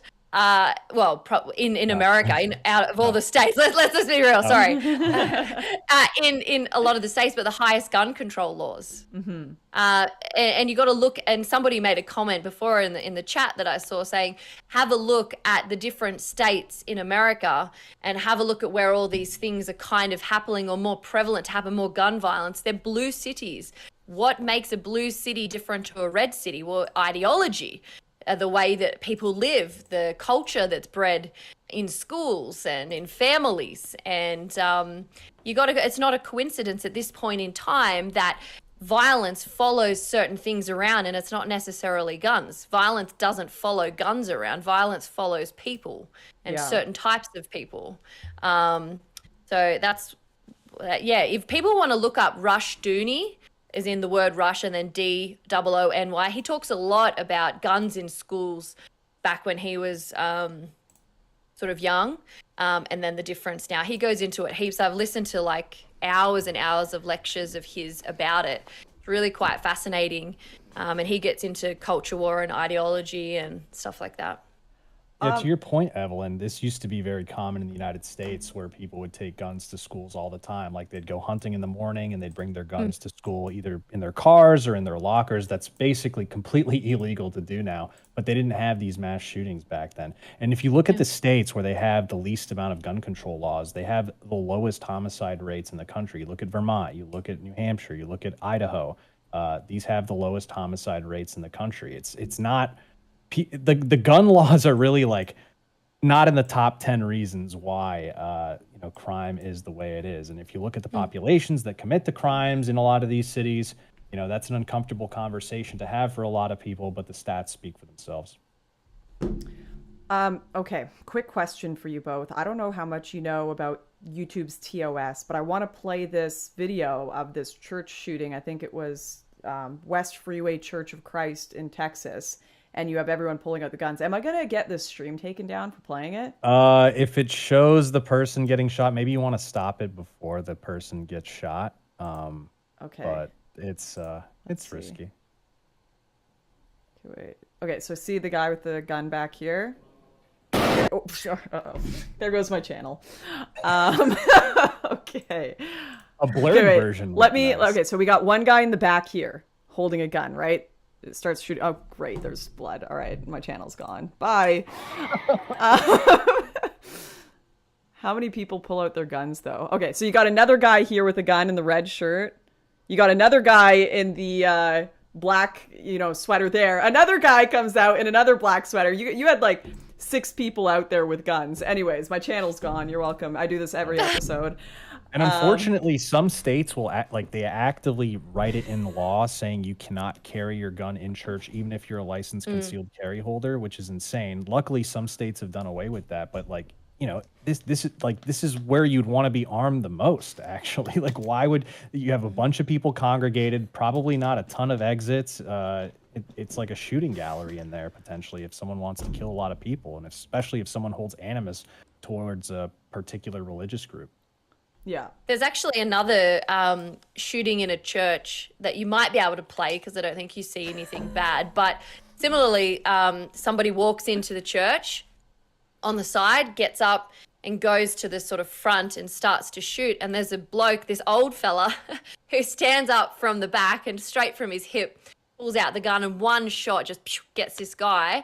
And this guy went to the front and was about to unload out of everyone. But I remember looking at this old guy going, he's handled guns for a long time. Yeah. And the fact that he's handled guns for a long time, like he could make that shot without thinking, without, his subconscious did it. He saved like 30, 40 people in that church. And this whole idea that guns are bad, we can't go near them, is probably actually detrimental. And coming from law enforcement as well, I know 9 out of 10 times, me as a cop, I'm not saving that poor civilian on the street. It's another civilian saving a civilian. It's another civilian helping until the police arrive. And you see it so often with so many shootings. Most of the time, the person who subdues the armed offender is an armed citizen who does it. And there's countless footage where you can see this playing out and coming to fruition. And, there were children, there were all kinds of things. And I thought that bloke came from a different generation. He knew how to handle a weapon. He had an amazing shot. And he probably came from an era that didn't ostracize and alienate gun use. So he knew what he was doing and it was safe. Yeah. Go to the range. You got to practice, people. Because I'm a Canadian, I can only talk about it in this context. But I feel 1,000 times safer when I go out for forest walks, obviously on entirely legal, private land and wilderness areas where I'm allowed to have my shotgun. But I'll absolutely I've got a leg strap that will fit a Churchill shotgun. And I feel so much safer walking around with it, knowing my uncle, this is so Canadian, you guys are going to make fun. My uncle was almost fatally attacked by a bear and luckily had a smaller gun on him that he was able to use. I was just at my mechanic's house the other day and his dog he was like, yeah, this morning a bear was dragging away my dog by the paw and I shot it, 3 times with some buckshot. And this is, I literally can't talk about it in any other context because in Canada, you literally have to get murdered to death so hard that you die.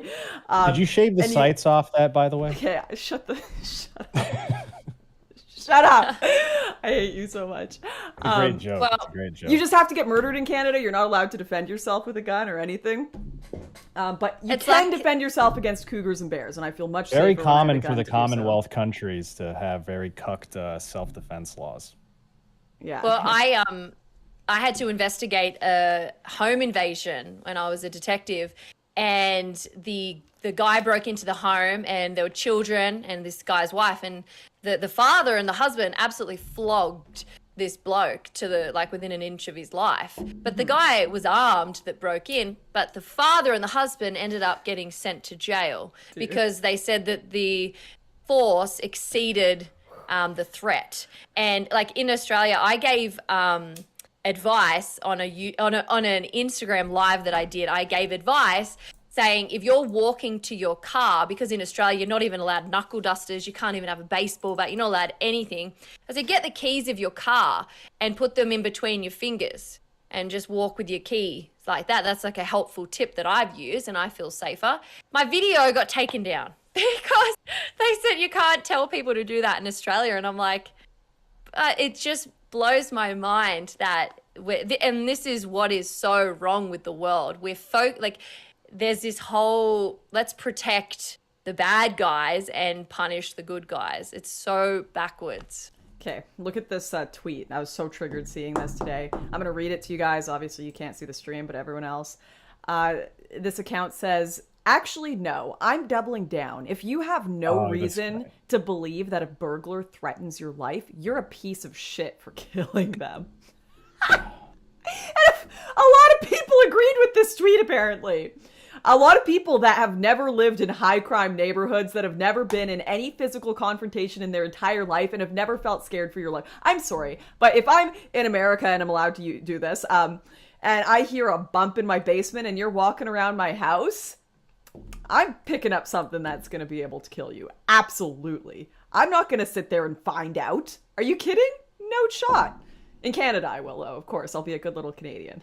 And die. I hate these people. You know, they'd be shocked if they learned the laws in Texas when it comes to this stuff, because it doesn't even have to be like in your home, for example. And I'm not even talking about like stand your ground outside if you're carrying. They have laws saying if it's nighttime, specifically nighttime, and there's criminal mischief going around, you are potentially justified in using lethal force. So theoretically, someone stealing a lawn gnome at nighttime, you could theoretically shoot someone. I wouldn't recommend it. Juries don't look too kindly on something like that, but potentially in the law there is that justification.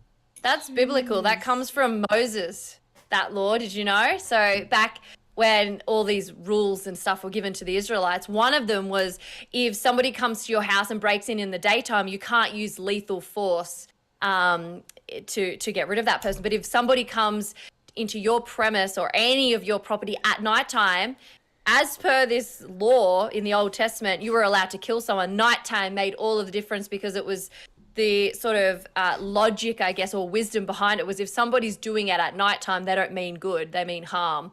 So you can meet them with that force. But that's fair enough. Where it comes the law of spooky. It's spooky at night, so I should get to kill you. You spook me at night, done for. Absolutely. Law, biblical law. God said so.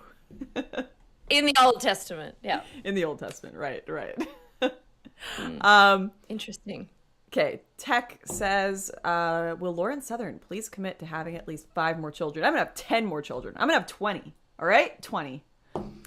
Gumrook says, USA needs better access to mental health. Where I am in Canada, I can go to a mental health / addictions clinic. No out-of-pocket cost. Not saying it will entirely solve U.S. mass shootings, but definitely could help. Yeah, I absolutely think that the mental health stuff is an aspect of this. I think everyone should at least acknowledge that. I mean, especially you look at the Buffalo shooter, talks, locked inside for 2 years during the COVID stuff, talks about how he was terrified of COVID, was wearing a hazmat suit to go to school, no joke, skipped classes all the time because he just wanted to stay home, sitting on your computer all day, like not good for anyone, especially not kids. Really, really sad stuff. And it's really sad to see a lot of these mass shootings happening even today from literal children. Like, I'm sorry, 18 is still, you're still a kid in my opinion. Yeah, and that's one of the things around this where people say, I believe they said a handgun was used in this particular shooting, which, federally you're supposed to be 21 years old to buy a handgun from a FFL dealer, but, people don't understand that you can buy one at 18. A handgun? The photos he put on his Instagram looked like those were rifles on the Instagram, but the police said, at least initially, that a handgun was used in the killing. We'll Okay. see if that holds, but yeah, but at 18 you could still buy one in most states through a private party purchase. Okay. Interesting. Yeah, I mean you see this a lot in these shootings, that a lot of the implemented laws clearly aren't working with these bans because no one listens to them. In Canada, did you know we have a ban on how many bullets we're allowed to put in our mag, depending on which gun you've got? So like, I've got a Glock, and I can only technically, when I'm at certain ranges, put 5 bullets in the mag. And it's Same over here in Australia. Is that the same there? So like, and even if you have like an AK or something, you have to put 5 bullets in the mag, and then you can have a few extras and do like a switch while you're shooting, which it makes no sense because you can literally just they put like a clip in. So can I even show this stuff on camera? I don't. Anyways, they put like a clip in, and if you want, you can just take it out. No, put that away. Stop. No, you're not allowed to. It's a fake. It's a fake. He's holding a fake one. Holy shit. Not real. My channel is done. You already showed crazy shit. We can do crazy shit the rest of this stream. It's fine. Okay, R.I.P. I know. So what YouTube? I shouldn't even talk about this, but it's too late. Everyone knows. I think YouTube have put a ban on showing weapons on stream because they're scared people are gonna live stream like shootings and stuff. So you can like have them on the back wall and stuff, and you can like have them in shot as long as you're not touching them, which makes no sense to me because it's like that can only happen after the fact, like the ban. It's not like they have some sort of like auto detection device that's like, oh, I can see a gun is being held in this video, right? That guy, a bunch of people blaming Twitch for the Buffalo shooting, all saying like, oh my gosh, we need to control Twitch. What the hell is Twitch supposed to do about that, for real? I don't know. Yeah, it's a virtue signaling thing. It doesn't actually do anything. Like, killing yourself or killing other people is very quick. You're not going to have the time to have even potentially AI or a human being to review that and be like, oh, we're going to nuke that. That's not allowed. Doesn't do anything. Sorry, I'm trying to make my camera refocus. It only refocuses when I do a little arm dance. There we go. All right, we're good. All right. What were the other... Damn. Let me open my notes here. All right, I'm through like the topics I wanted to talk about, so you guys are in control now. This is your show. I've got 20 more minutes before I think you guys can join. I was gonna try to get Destiny to play Town of Salem. It's an inherently right-wing game. Have you heard of it? No. It's like, what's it called? Secret Hitler. Have you played that? No. Okay, damn. These references are sounding bad because you don't know them. Basically, you're a bunch of townspeople. You get in a circle, and you have to try to figure out who the murderer is, who the mafia is, and you all are given roles at the beginning of the game. One of you is the investigator. You could be the medium who can talk to the dead people, but no one knows what each other's roles are, so you all have to like talk to each other and try to agree who you're going to lynch at the end of every day, and you get like 10 or 20 days or whatever to try to lynch all the correct people just based on like talking to each other and all the little games you can play. It's fun. It's like a social psychological game. But anyways, yeah, go ahead, Evelyn. I'm like the lamest like right-wing chick ever. I hate computer games. Like I would rather paper cut my eyelids than sit and play a game. I'm just gonna say, you can all get. I look at you. I look at like Sydney Watson, all these chicks, gamer chicks. I'm like, gosh, you're so cool. I just can't do it. I would honestly rather stub my toe on a brick wall than play a computer game. So I might have to tap out of this conversation because I ain't gonna be adding anything.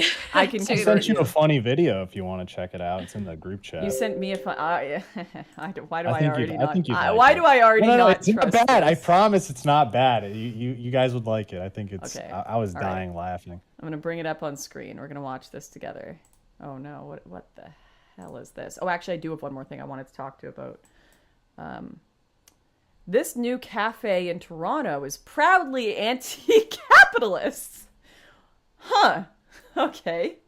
The Anarchist is a worker-owned, anti-capitalist, anti-colonial cafe, shop, and community space. Gabriel opened the space after leaving Vancouver due to its unwelcoming sense of classism. Though he never felt comfortable working in a coffee shop in BC, he knew if he were to have one of his own, it would have to adopt the values that occupy such a huge part of his life. A place devoted to radical leftist politics, revolution, ending capitalism, improving the world's economic system that benefits everyone and not just elites, and most importantly, sparking conversations that will help implement these ideas. Other than delicious coffee, which Gabriel is most definitely an expert in, the shop has a rich selection of progressive political books that he's selling at wholesale prices. I was happy to try some great light roast espresso here. I even tried my first espresso tonic, which is something of a micro revolution in itself. I highly recommend paying a visit to Gabriel at 190 Jarvis Street, if not for great coffee, for even greater conversation. How is he making money? Because he's a capitalist who's pretending to be anti-capitalist. Okay, I'm just retweeting this. This is incredible. Yeah, I think the best part is, and obviously we didn't hear the audio because you're on sorry. Your stream. Yeah. But the funniest part is when he's talking about this particular flavor, and he's like, this one's a little revolution in itself. So stupid. Learning the language, got it all going. Okay, let's see some of these. They have like comments. A little. I think it's like a "fuck Bezos" sign or something like that. I love this. The thing is, it's so for an anti-capitalist, charging $4.75 for a donut or cookie seems like a bit much. Too true. It's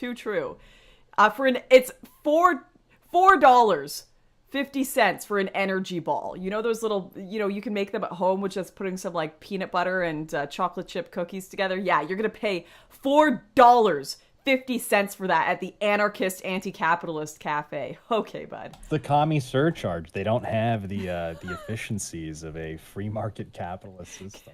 I gotta find their menu. I'm gonna find their website. Just give me a minute here. The Anarchist Cafe, Toronto.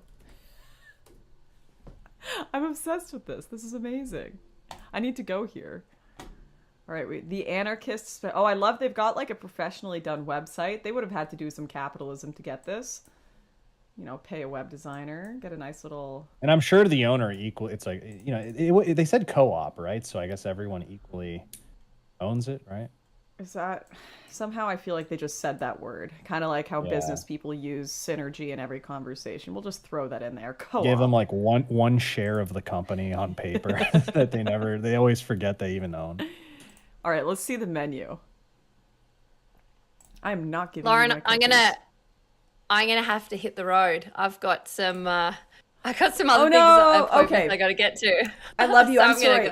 I was waiting. One other thing I wanted to talk about with you, my good friend Georgie from Hungary wanted us to talk about Viktor Orban's, I think it was 10 rules for conservatives to win in the future. They're really, really good. So we'll have to do another stream. Maybe I'll have you on Thursday or next week and we can go over Viktor Orban's rules for conservatives. But before I let you go, where can people find you? Where can they stalk your lovely face? All of the social media platforms. Cauldronpool.com is where I do all my authored writings, and I do like a video podcast there as well. But yeah, on all the social medias and all the alternative ones as well. So amazing. Thanks for having me on. Thank you for coming here. All right, see you later, guys. Take care. Bye. See ya. Oh, great. Okay, wait. Give me a minute. I got to figure out how to put your face back on screen here. Resize. This Anarchist Cafe thing is incredible, my friend. I'm obsessed. Aren't you sad you're not Canadian, so you can't experience this stuff? I mean, I could always just go to Canada. It's not like a super far away, impossible land. What do you mean, can I? I've been to Canada multiple times. Oh, did you? I told you I was going to go. We only allow gigavaxxed people to enter our country. I am not gigavaxxed. I'm just normal vaxxed. Okay, they might not let you in. I don't know. You're gonna have to. They'll change that eventually. Chat with Trudeau on that one. I just saw this like super edited photo. It wasn't even super edited. I think Elijah Schaefer tweeted it out. It was like this photo of someone Trudeau commented, "Why is bro acting normal? He's not like this on Twitter Spaces." Listen, there's a bit of a performative aspect when it comes to Twitter Spaces, and sometimes I'm dealing with people I'm fighting. I'm not fighting anybody here, so. Yeah, you were like Lauren can scary. attest. I'm a nice, normal person in person, you know? You were scarily normal. I think this is what Brittany and I agreed on, is you're definitely a federal agent. You're way too normal. Yeah, they call me be... a Fed. Yeah, because I'm too normal, apparently. I don't know, like, it doesn't make sense. I don't know how you bought your Tesla. You make, like, one YouTube video a month, and you're driving around a Tesla. You're armed all the time. You're absolutely, like, able to hold a conversation with eye contact and attending obscure political events. There's, like, zero shot you're not a Fed. Zero chance. But you know what? You're our Fed, and we enjoy talking to you. So if you just let the Bureau know to leave me Listen, we'll see when the people get busted. We'll see when the people get busted. So true. It's going to be you, and it's going to be one of those, like, I will have to moments. testify at some point, right? If I'm a Fed, isn't that how it works? I'm going to be so sad. They don't keep you like a secret forever. So true. But yeah, it's going to be a sad moment, like getting the cuffs put on and like looking at you in the court. Oh, you forgot like, the how knife, could you too. do this? The fun knife. Don't put these things. I'm serious. You're fucking. It's just a knife. You can do a You knife. can't do that. I don't think you can. Go look. It's not a gun. It's just a knife. Like, you know how long it would take for me to kill You myself? are a with Fed. You're knife? trying to get. I don't even say that. You couldn't even close this thing. I gave this to you. You couldn't even I've got close it actually. Okay, properly. if we're allowed to show knives on screen, I'm so happy. It's been.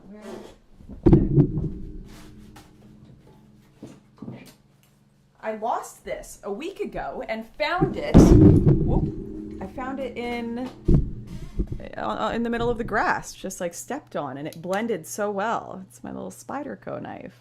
That's the one you lost, right? Yeah, and I found it a week later. That's and the guys at my local knife shop gave me a free one after I lost it. They're really good guys, super nice. So now I have to go return that because I feel bad. Girl privilege.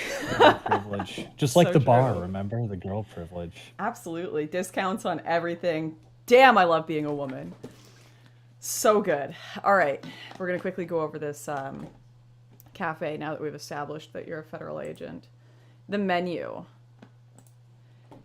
Espresso, $3.75. Okay, I mean, that's normal in Toronto. $5.25. $5.25 for a latte. $5.75 for a mocha. Why? These are yuppie Toronto prices. Okay, drip coffee is pay what you can. Okay, so they got one thing on the menu. One thing on the menu that, all right, you're a bit communist. They have the Marx and Engels. They're commodifying like communist figures. This is amazing. Glory hole donuts. I guess they're admitting there's something inherently communist about sexual degeneracy. Actually, no. Stalin would be pissed. Stalin hated sexual degeneracy. Yeah, he's the one who popularized the term rootless cosmopolitan. I think in Russian they called it bezrodny cosmopolit. Really? Interesting. Yeah. Okay, if you haven't seen Stalin's letters, chat, you got to see Stalin's letters. They're really important. Stalin's schizo letters.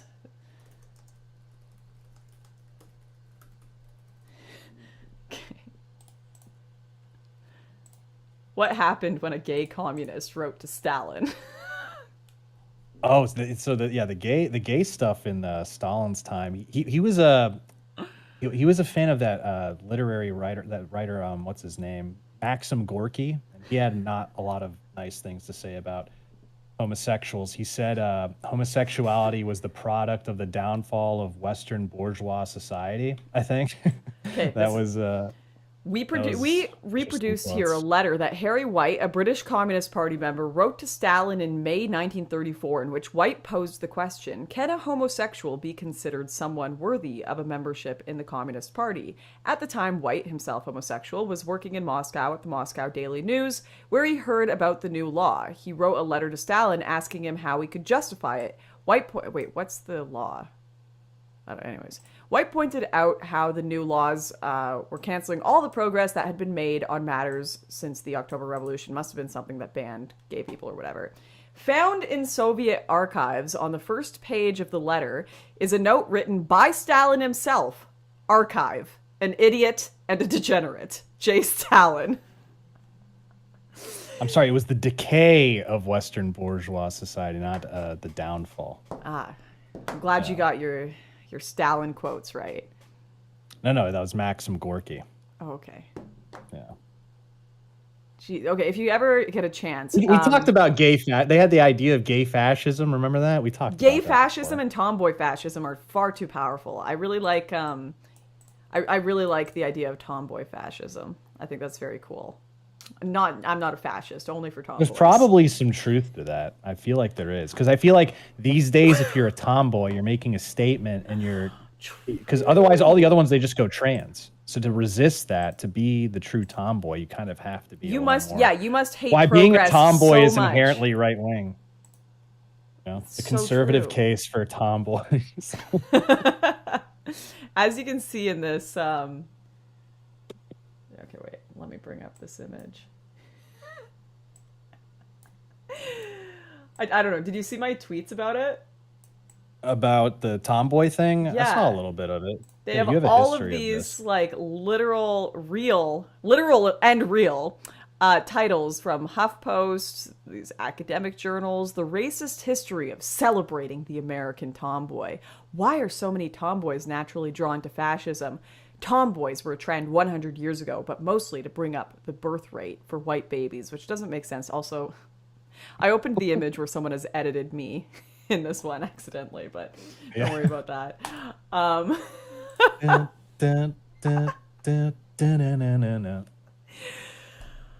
Oh, so good, so good. But Wait, yeah, can we get back to the horse thing? Because I know you were talking about that earlier. You don't think that's complete nonsense? Did you right? want to disagree on the horse question? We can do that. I feel like you disagree on the horse question a little bit. I feel like you actually think there's some merit to it. I think there's some merit to alpha masculinities.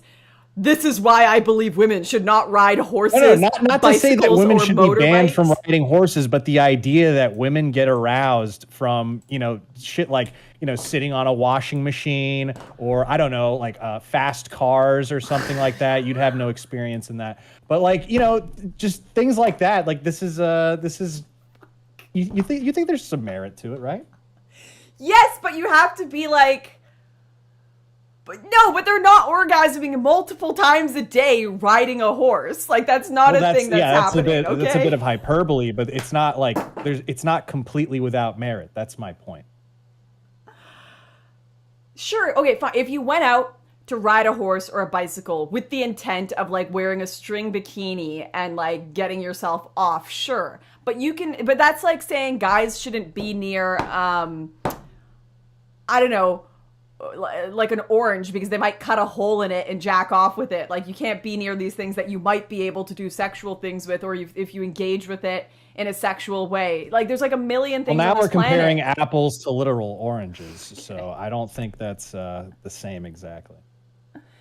There's like a million. I'm just saying it's not completely without merit, and I'm not calling for a ban on women riding horses. Bicycles, that's like more of the Islamic world. Maybe there's some reason for that, but it's a joke. Okay, all right, fine. But you agree this guy's schizo posting, at least. It's a weird thing to focus on and to prioritize and to make your focus. Yeah, I agree.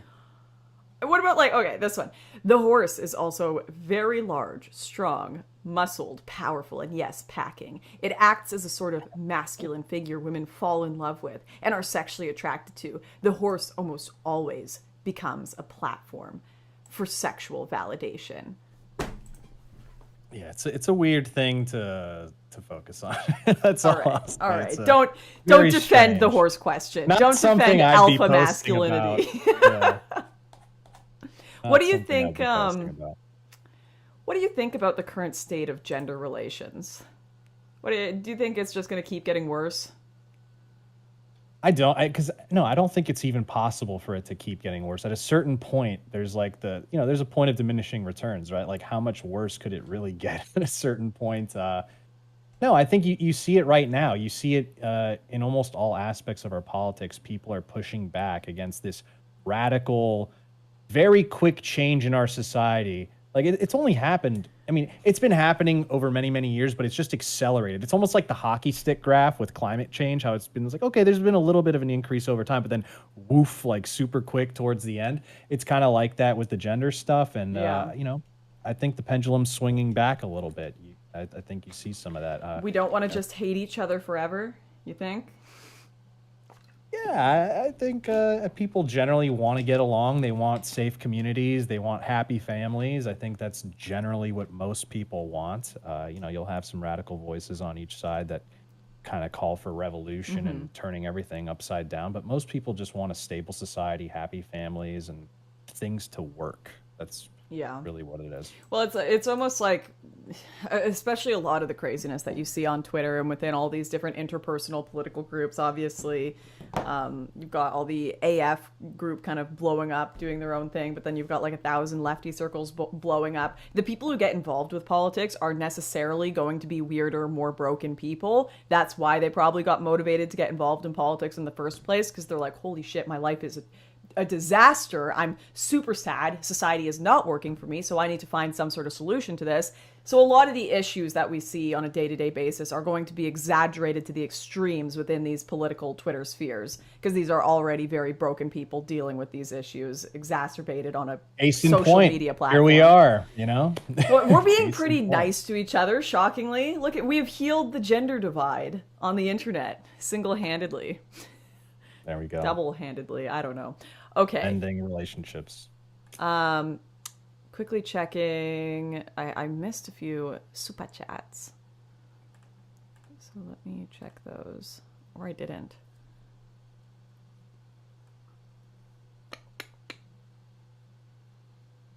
Get Crystal Mitchell on with Evelyn, the Vic Pole who quit the force over lockdowns last year and ran for Senate with Lib Dems. I will see about making that happen. Evelyn's always happy to come on stream, so that's definitely possible. Monolithic Ethos says, where's the hedgehog? Upstairs. I'd go grab the hedgehog, but...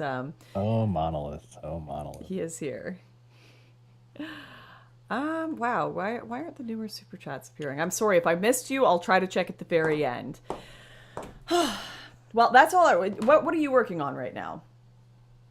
I'm trying to get some videos done before I have to head out to a few places, and then, obviously there's a thing you're doing. Are you going to come out to the Turning Point USA Women's Conference? I'm trying to get in. They denied my press credentials initially, but I'm working behind the scenes with some folks to hopefully make it happen. So, if you know some contacts at TPUSA, I contacted you, Lauren. I feel like you're not trying.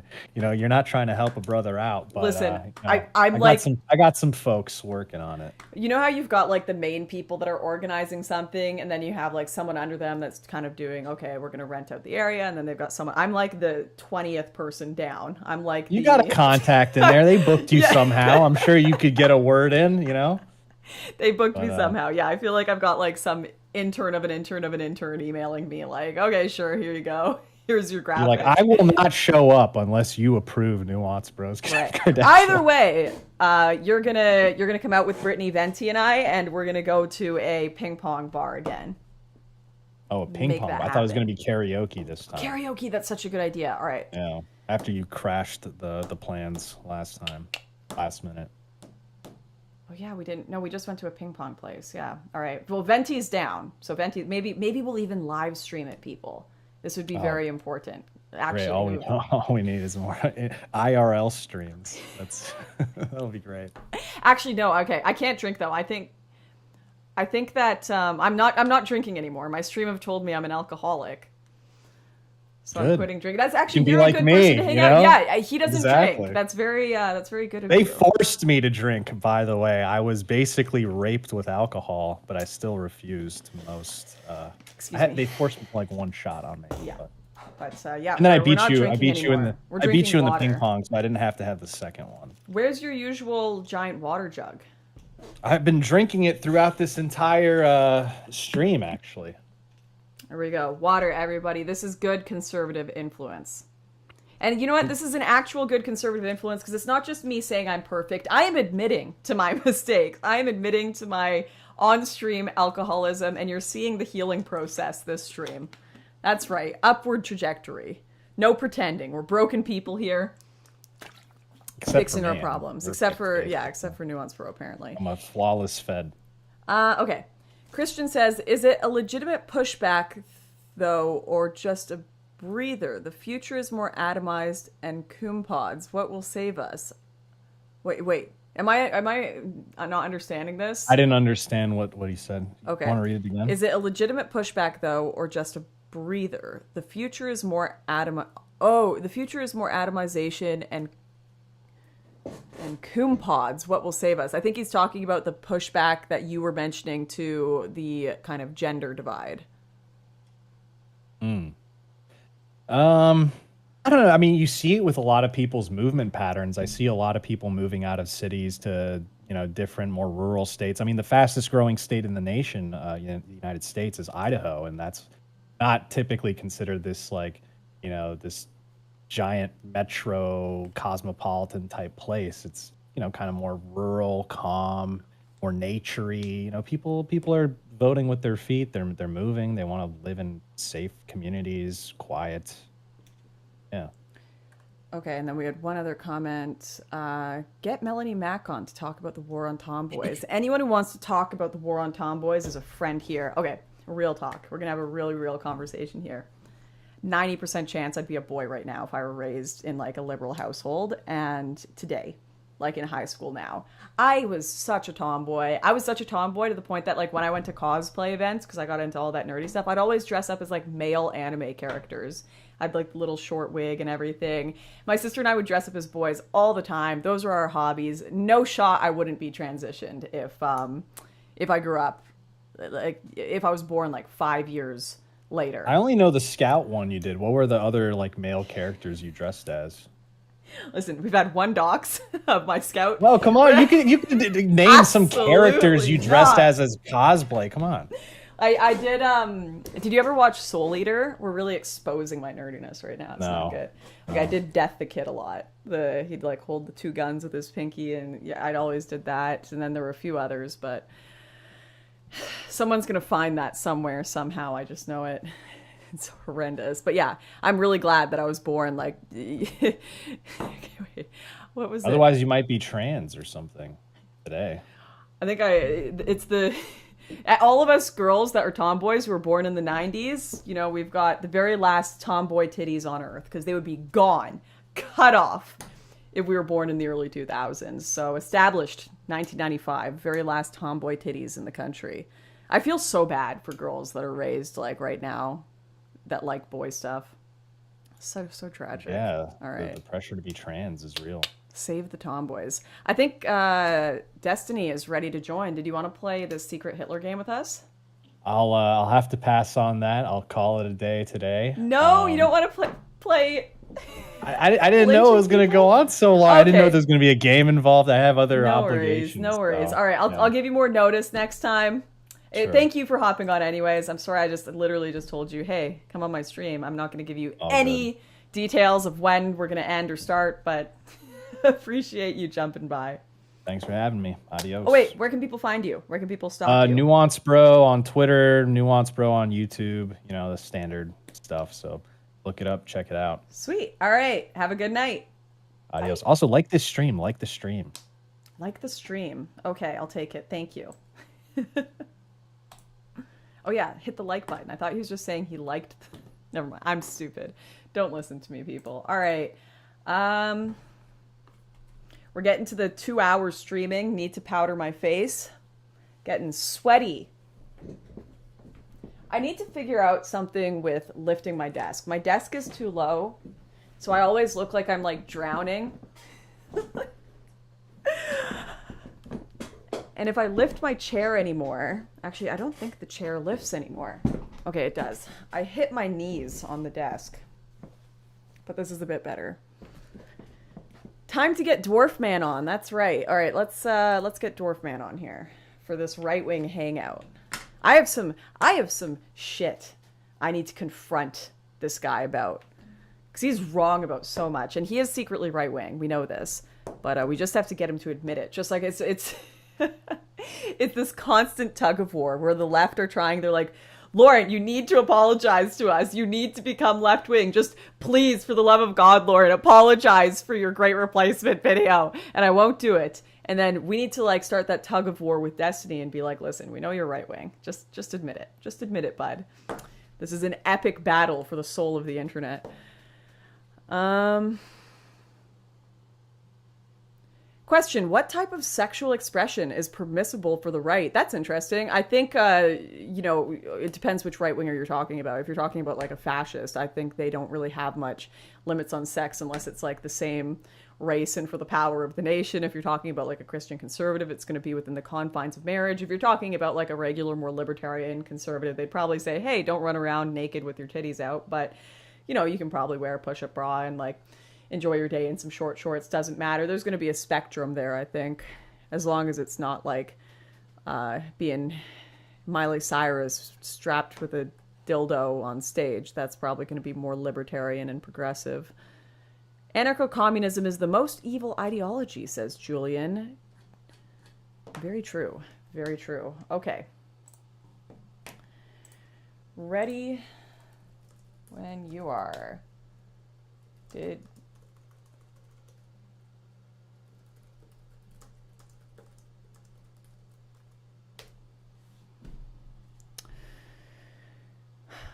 Does Destiny know who Klaus Schwab is now? I assume he does. I assume he would. All right, waiting. I think I've been ghosted. Did I get ghosted? Uh-oh. R.I.P. What else did I want to talk about? Was there something I had mentioned that I wanted to talk about? Oh no, I've lost it. Let's go check out the comments on the you should apologize. I'll review these, all right? You stand by every...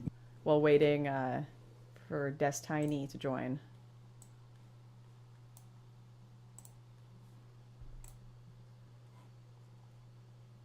Oh, how do I... Okay, I gotta get the comments on screen. So this is the video, if you're all wondering. You should apologize. Destiny gives kill shot. These are such misleading titles. When are we getting that We Are Lauren merch? So true. I do need to make that still. We are all Lauren. I think I get now why she doesn't feel the need to apologize, because she basically still stands with her beliefs that people take issue with. You got it, Marshall. You got it. For some reason, listening to Destiny gives me a strong and innate urge to purchase a fedora and make my wardrobe revolve around it. So true, Joseph. So true. God, I just love and respect women so much. This is it. We're winning them over, guys. I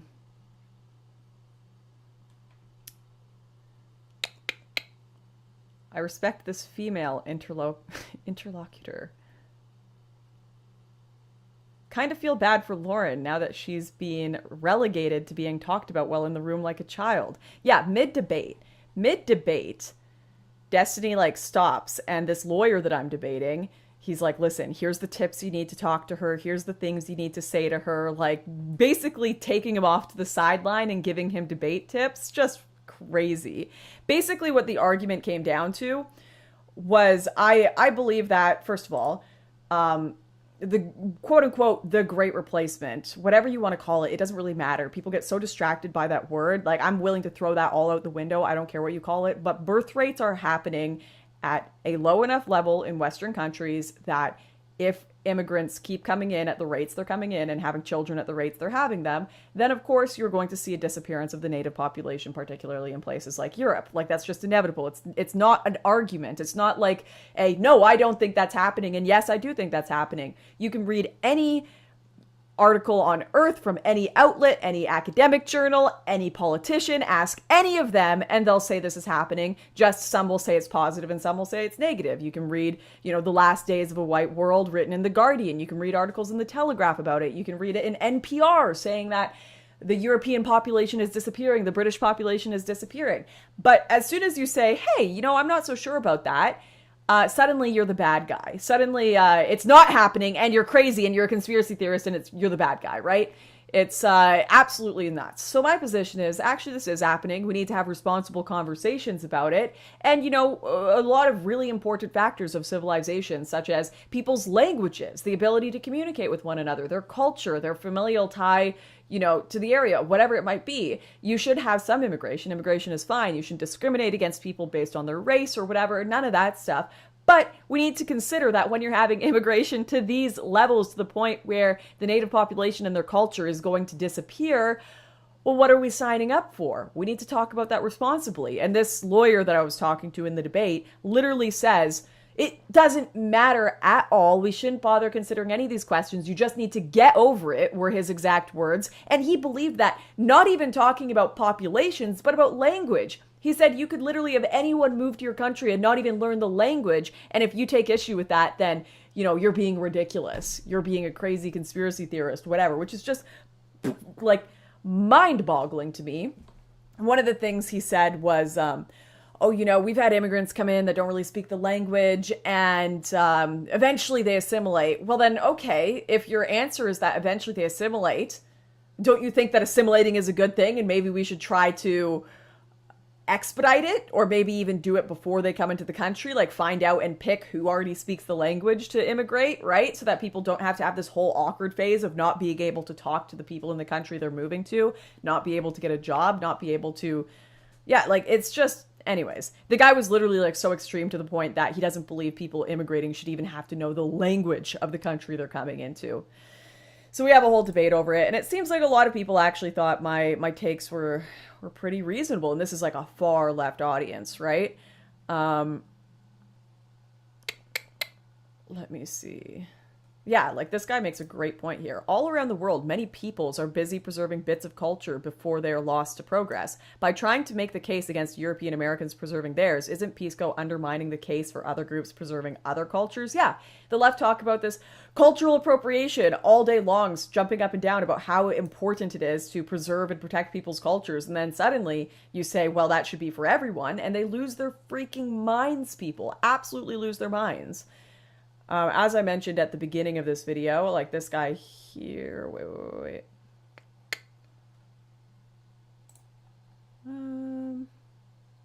I lost the comment. Gone. Disappeared.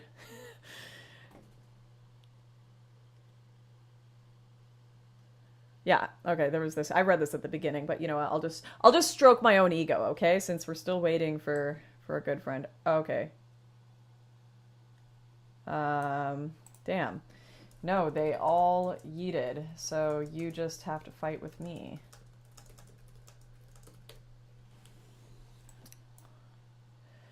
Okay.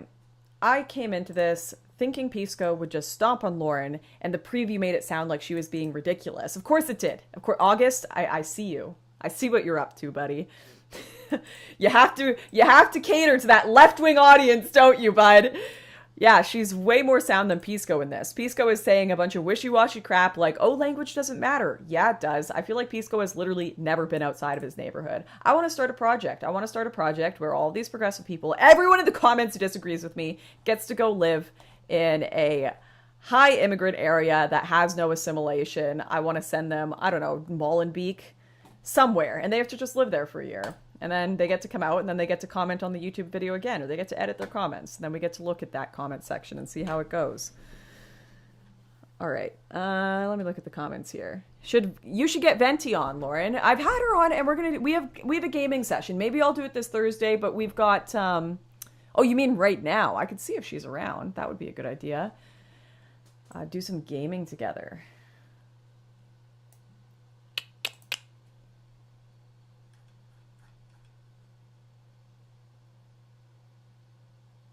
Short Fat Otaku says, August is actually a nice guy, Lauren. I've talked to him a bunch. Well, tell him to stop deceptively editing the videos to make me look stupid at the start.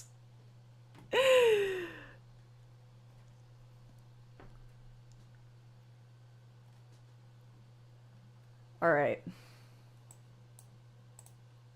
Okay.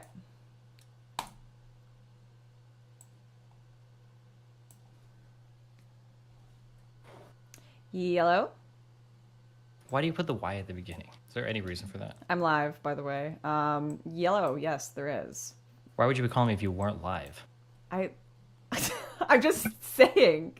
I don't know. Am I getting off-stream calls now? Is that something I need to be prepared for? Or? Yeah. I'm going to call you right after the stream to debate with you for 4 hours about... Okay, gotcha. Actually, I have a massive question for you that we're going to get into after we decide what game we're going to play. Oh, boy. Okay. Did you want to play Town of Salem or Core Keeper? Probably the Salem one. Let me catch my breath. Jesus. Yeah. Okay. I ran up here because I was so excited to argue with Nuance Bro and I Evelyn tried Ray. to get them both to stay. I tried. Did you tell them I was supposed to be here at 8 o'clock your time, or? No. I didn't give anyone specific times at any point, nor So you. you just I told thought them I you were. could show I up actually thought you were joining earlier, so. Okay. Because I remember you That's fair. specifically saying, "Don't schedule the stream super late because you're in a time zone 3 hours ahead of me." So, I don't know, bud. Sounds like your We can problem. literally scroll up. I literally said at 7:30, I'm talking to Jess. We should be done talking by 8 or 8:15. And then you said, no problem, that's fine. I wouldn't want to interrupt a talk between you and my Well- sister. And then Wait, did you just say you? You did not say that.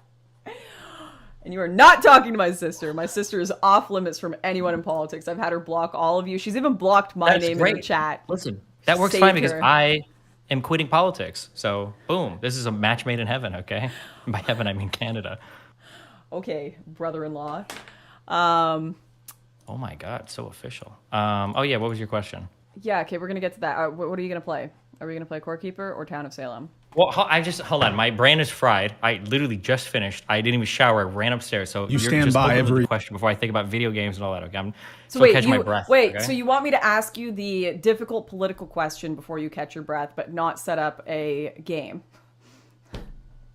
Yeah, because debating you is going to be easier than playing Core Keeper. Okay, That's what yeah, I'm saying. okay, sure. So, This yeah. Pisco guy in this conversation we had, like, looking back on it, first of all, why does August always edit, like, my worst takes into the beginning, even though even your own audience are like, wow, I watched the opening clip and thought Lauren was going to get stomped. I'm 40 minutes in, though, and Pisco's retarded. Why does August feel the need to do this, other than you are terrified of having anything on your channel appear right-wing? I just want to say, I'm glad that Canada is so progressive in their drug policy. Clearly, they've legalized the copium, and you've gone to an official Canadian store and bought weapons-grade amounts of it. So congratulations for that, okay? Yeah, okay, what- go read your own comments section, bud. Go read your own comments section. Oh, okay. Hold on. I will. 1 second. I will not oh my God, hold on. This is a good thumbnail. I will not apologize. Exclamation mark. You should apologize. Lawyer. Now, Pisco has not finished his, was it your license or whatever? So he's not technically a lawyer yet. I think he's considered an attorney, but let's see. It's like the only comments against me are people making fun of me for my Canadian accent, which is just disgusting. Yeah, it is. Your Canadian accent is disgusting, but they shouldn't make fun of you for it. I agree. I think I get it now. She doesn't feel the need to apologize because she basically still stands by her beliefs that people take issue with. Okay, there's one. Destiny. How far? Wait, hold on. Just curious. Do I need to like put my thing to auto scroll and then like go take a shower and come back in 30 minutes to find the positive Oh, I love comments? this one. Or how far down? I love videos like this. They show Destiny to be such a narcissist. I still like some of his content, but damn, he really does think he's the best thing since sliced bread. So true. I mean, wait, hold on. Where did this okay, come from? go take wait, where'd you your get that? shower Where did that then. I'm comment? gonna- No, yeah, it's- wait. you know Where did what? that comment come from? I can't find it. I was scrolling down. Okay, wait. Just like Control F. Anyways.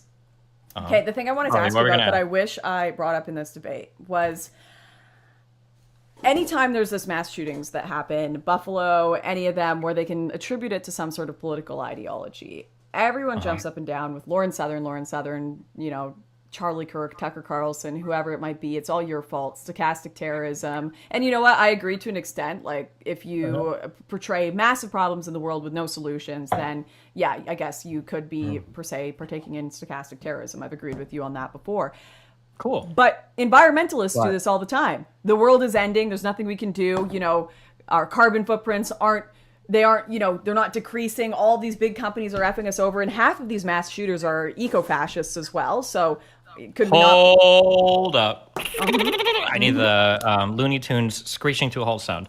What was the last shooting done by an eco-terrorist? I'm not saying it By an hasn't happened. eco-fascist? Christchurch. Yeah. Lauren. Oh no. What are you knowing about? The Christchurch shooter was an eco-fascist. Do you think that the Christchurch shooter primary drive for going into a mosque and mass killing Muslims was for ecological reasons? That was part of his manifesto, that he was a hardcore eco-fascist. I'm just saying, that's part of his manifesto.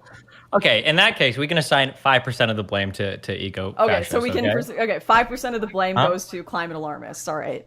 All right. Hey, we that's got fine. that I'm okay with that. established. Yeah. Okay, Yeah, so 5%. what about I'll the give people... you. I'll give you 5%. Yeah. Now, so what about Islamists?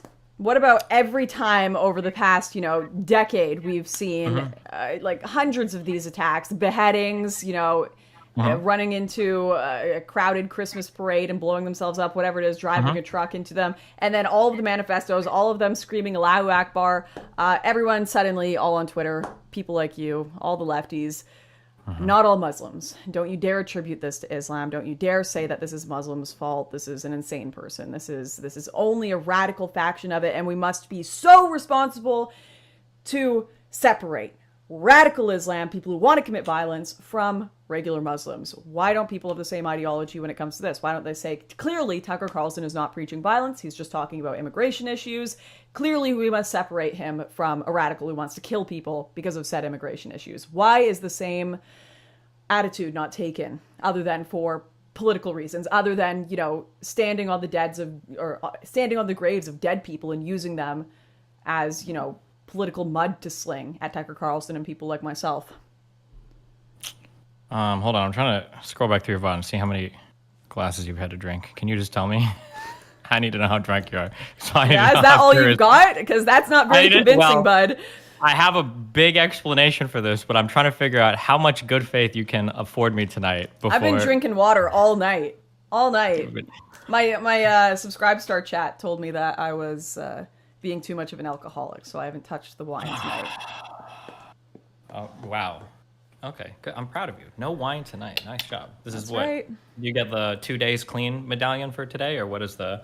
Is this all you got? Little more mudslinging? Because is this a tough question for you? I thought you said this was what you wanted before you took your shower. Do you need a break to go take a shower and think for 30 minutes about how to respond to that? Because your side of the political spectrum are clearly fucking hypocrites on this question.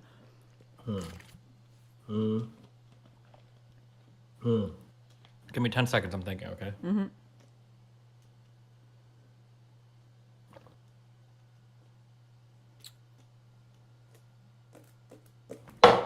Okay. Okay, Lauren. Can you do the thing that you do in some of your Instagram pictures that my fans have told me about, where you do the triangle thing, so I can see that you're calming your mind? Do you know the Xavier guy that can read the trade deal thing? Yeah, do the trade deal thing, okay? Wait, give me your camera. Show me your camera so I can see what's going on here. Okay, turn your camera on so that we can see your face when you're stalling, because you have no fucking answer. I need to see that good faith engagement, Lauren, that I know you're capable, that I talk you up to with my sub all the time. I cannot believe this is all I'm getting from this. Unbelievable. All right. The thing is, I have a big explanation, okay, but it's a doozy. Okay, right. So I need to see. You really got to think about it, right? Well, I don't need to think about it. I know the answer. I just need to make sure that you're here, that you're fully present. Okay, so I'm waiting for your. Okay, right. Wait, I'm having to figure out how to crop. Cool.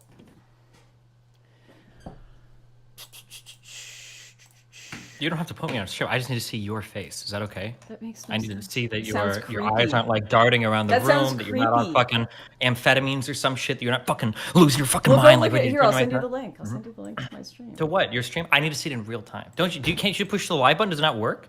Okay, wait. How do I do this? No, I don't know how this works. Are you actually being serious right now? I think I can do virtual cam. Does that work? Oh, hold on. Do you not know how to put your camera the same time? Oh, wait. Start virtual camera. Wait. No, wait. Hold on. You don't have... Here. This is like a little thing. They'll show you. You click like 3 buttons, and then it should automatically turn the camera feed from your OBS on. Follow this like little video guide. No, I'm not clicking that. You just sent me like the Gone thing or whatever. No, I swear to God, it's not the Gone guy I'm not- voice. I'm okay? not touching I that. swear to you, it's not the Gone guy. shot. No shot. I cannot believe how hard you are trying to dodge this. Lauren, this is a good one. It's an updated meme. You Plus, have to click the updated You're gonna talk about me being on drugs in this conversation when your nickname is literally Methstony? Like, this is... I should have brought this up in the Pisco debate. You're fucked. You're done. Okay, are you ready for me? You're not gonna play this on stream? I'm not gonna play your video on stream. No way. All right. Okay. Okay. You asked me a really good question, Lauren. I know. Right? You remember you said, why are we not allowed to condemn all eco-fascists or something when a terrorist attack happens? I Some said amount of it is. Muslims. Well, hold on. The first part was about eco-fascism. Yeah, forget that, And because I then- feel like you're having trouble with the Muslim one. You already answered the eco-fascist one. You said we can attribute 5% of the shooting to Al Gore. Now let's move on to the Muslim one, since you clearly don't have an answer for that. Okay, so the second part of that was you said, why can't we blame all Muslims for Islamic extremism, right? Yes? Yeah, if we're going to blame sure, all hold on. conservatives and all people Yeah, who talk about okay. immigration issues for the Buffalo shooting and for Christchurch. Okay. I think that you can blame 100% any terrorist attack that happens that's like an ecological terrorist attack where they cite eco-fascism. You can blame that. All the eco-fascists are culpable for that. But not everybody that talks about environmentalism is culpable for that. If you have an attack where they cite like radical Islam or something like that, then I think you can condemn, rightfully, any Islamist or any radical Islam preacher, but not all of Islam. There's a difference there. Do you understand the analogy? Sure. So what would you consider a radical Islamic preacher? Anybody that's saying like we have to fucking jihad, or I don't know, some of the hadiths I think are really violent. People that are saying we got to take Muslim back certain speakers lines. that literally say we need to commit violence. That's what you consider a radical Islamic speaker. Well, it's going to depend on what you mean by violence, but in general, yeah, people that are talking about like violence because of some perceived threat against Islam or something like that. Focus my camera. Sure. I can only focus it if I do. Okay, we're focused. All right, so wait, repeat that. What do you consider radical preaching? So here's the pitfall that I'm trying to avoid that I know you're like so fucking horny right now to nail me on. I'm not going to say every Muslim that talks about violence, because you're probably going to find a lot of leaders in the Middle East that are talking about violence because it's like necessarily part of their national agenda, right? But if you have like any type of imam or any type of Muslim leader that's like advocating for things that could be reasonably interpreted as violent actions in like other countries, yeah, that's a condemnable thing, of course. Absolutely. Okay, so what about a Muslim just saying like, hey, I really think you should follow and adhere to the principles of Islam. I think this is a really serious issue. I think your main duty in life should be trying to convert non-believers, and I think non-believers are bad and they're going to hell. Should that guy be responsible for terror attacks that kind as of just sounds like all standard kind of religious thought. I think like sure. I Okay, would so probably, why like, is Tucker condemn it, Carlson, but- when he says there's problems with immigration, why is he responsible for Christchurch or the Buffalo shooting to any degree if that preacher is not responsible for an Islamic terror attack? Because when people are giving a group of people this idea that if you don't do something, your way of life is going to be destroyed, or your country is being taken from you, or your country is being destroyed if you don't stop somebody and the government is going to do anything, when you've given people only like one way out for something. Wait, how did and you Tucker make- Carlson give people only one way out? What did he say that made it sound like you have to go shoot people? Because to me, it sounded like, hey, you better vote. You better get out to the polls. We better find some solution to Okay, this. He Lauren, didn't say hey. at any point, go shoot people. Lauren, if you want to do this debate about Tucker Carlson, I will gladly do it, but we have to do it on that. I don't have 50 fucking clips of Tucker Carlson ready to pull up right now. But I've heard Tucker Carlson talk about on his show, Shooting I've listened to the videos, not shooting people, Lauren. Nobody talks about shooting people. This is a child's understanding of violence. Do you have a childlike understanding of violence? Is that what you're going to tell me? You're not giving me sufficient wait, hold on, answers hold on, to no, this. no. You're I'm saying asking- that wait, wait. No, Muslims I'm asking you a question. imply I'm asking you your a question. soul I'm asking is you- destroyed and the What whole you're telling me world about is Muslims is the destroyed same if you shit don't that convert Christian- people. How are they giving any more of a, like, neither of them are giving solutions to the problem. They're just telling you what a problem is. And that doesn't inherently make them responsible for the violence of people that happen to be of the same ideology or happen to have diagnosed the same problem. Islamic preachers will tell you there's a problem with the soul of the world. They need to start following Allah. Here's all the problems, blah, blah, blah, blah, blah. Tucker will tell you there's problems with immigration. Here's the issues. Here's the rates. If neither of them give you a solution to that and they just tell you this is a problem, does that still make both of them responsible for people that commit violence in their name, even if they didn't suggest violence? Okay, I need to find out what grade level this conversation is happening. So let me ask this question, okay? Do you think that the only type of call to violence is literally a direct, go pick up an AK-47 and fucking kill somebody? Because No, if you of think course that, not. then we can just play video games, okay? Okay, course so not. you agree that there are other types of calls to violence, Sure. yes? Okay, when you give me a hypothetical of a type of call to violence, okay? The process that I'm going through in my mind is I'm trying to think how many people make these statements and how many people act on them, okay? Mm-hmm. Everything that you just told me about Islam is everything fucking Christians here. If you're a non-believer, you go to hell. You should try to convert as many people as possible. But when I think about like, well, how many Christian extremist attacks are happening? Not really that many, if any. Maybe the guy in Norway might have been a Christian. I don't remember. But it's a pretty rare thing. So let me think to like standard like Muslim ideology. Everybody should be Muslim, blah, blah, blah. When I think, well, how many Muslim terrorist attacks are happening? Given that there's like some fucking 2 billion Muslims on the planet, really not that many. And they seem to be concentrated in areas that have a lot of geopolitical conflict, or they originate from groups in areas with geopolitical conflict. So for instance, there might be terrorist attacks in Europe that are happening because of like ISIS that's originating in geopolitical hotspots like the Middle East. Now, if you were to tell me that like, what about Muslims saying this particular thing? And I'm finding, wow, you know, there's terrorist attacks across America, South America. What does this have to do with anything? Does the amount of terror attacks happening like relate to your culpability? Like if someone has committed 10 terror attacks in the name of a cause, then you're more culpable than if they only committed 1 or 2 or 3? Yes. Okay. To some extent, yeah. So for instance, when I make jokes in my community, like racial jokes or misogynistic jokes or whatever, and I'm getting the feedback in my community, I'm looking at how my community is functioning. If I notice that my community, by and large, doesn't seem to be racist or misogynistic, I'll probably keep making certain types of jokes. But if I notice that I'm having an impact and they're moving in a certain direction, okay, well now it's not okay. Even if it's the exact same comments. Same thing with like implicit calls to violence. If somebody is preaching like a certain type of rhetoric over and over again, but like nobody's really acting, it's like, okay, well maybe this isn't like a call to violence in the way that I might think it is. So but if I notice a joke about women and someone goes and kills women because they're misogynistic, do you think you're responsible for that? Depends on the types of jokes, depends on the frequency that it happens, and it depends on the environment where I make those jokes, yes. So you think if you were making lots of jokes about women, you'd be responsible for an incel terror attack? You've made a lot of jokes about women this year. You've tried to moderate yourself a bit, but so should you be held responsible and your content be taken down and all this sort of stuff? I think that's absurd. I think that's completely absurd. That's great for you. I believe in some level of personal responsibility for the platforms that we inhabit and for the type of rhetoric that we exhibit. And if my words are downstream causing somebody to go out and fucking kill people, I don't want to be a part of that. But they didn't. That's just me. But they kind of did. Here's the question. If they hadn't heard what I said otherwise, would they have been as likely to commit the attack? Maybe not. I think they probably would have latched onto another crazy ideology and killed people. I think a lot of this has to do with mental illness, and people just go into corners of the internet that they think are, you know, just these horribly antisocial ideas, and they latch onto them, like the Buffalo shooter who was a communist 2 years before he became a white nationalist. And sure, some mentally ill people grab.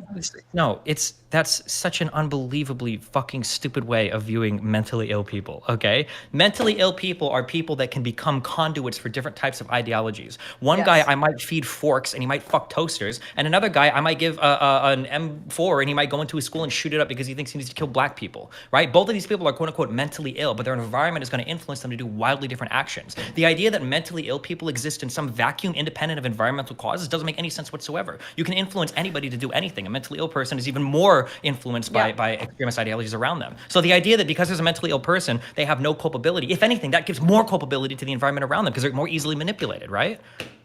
Yeah, but the thing, like, I'm sure you get schizo emails too. Whenever I talk about any issue, it could be the most mundane issue ever. I'll have someone message me with a giant schizo post talking about how they've read the angel signs and they hear the number 777 and they know I'm telling them that we're in love when I'm saying absolutely nothing to that effect. So like, to what degree can you moderate your speech to the point where you're not even having real conversations because you're trying to be so careful about some freak that can potentially misinterpret it the wrong way?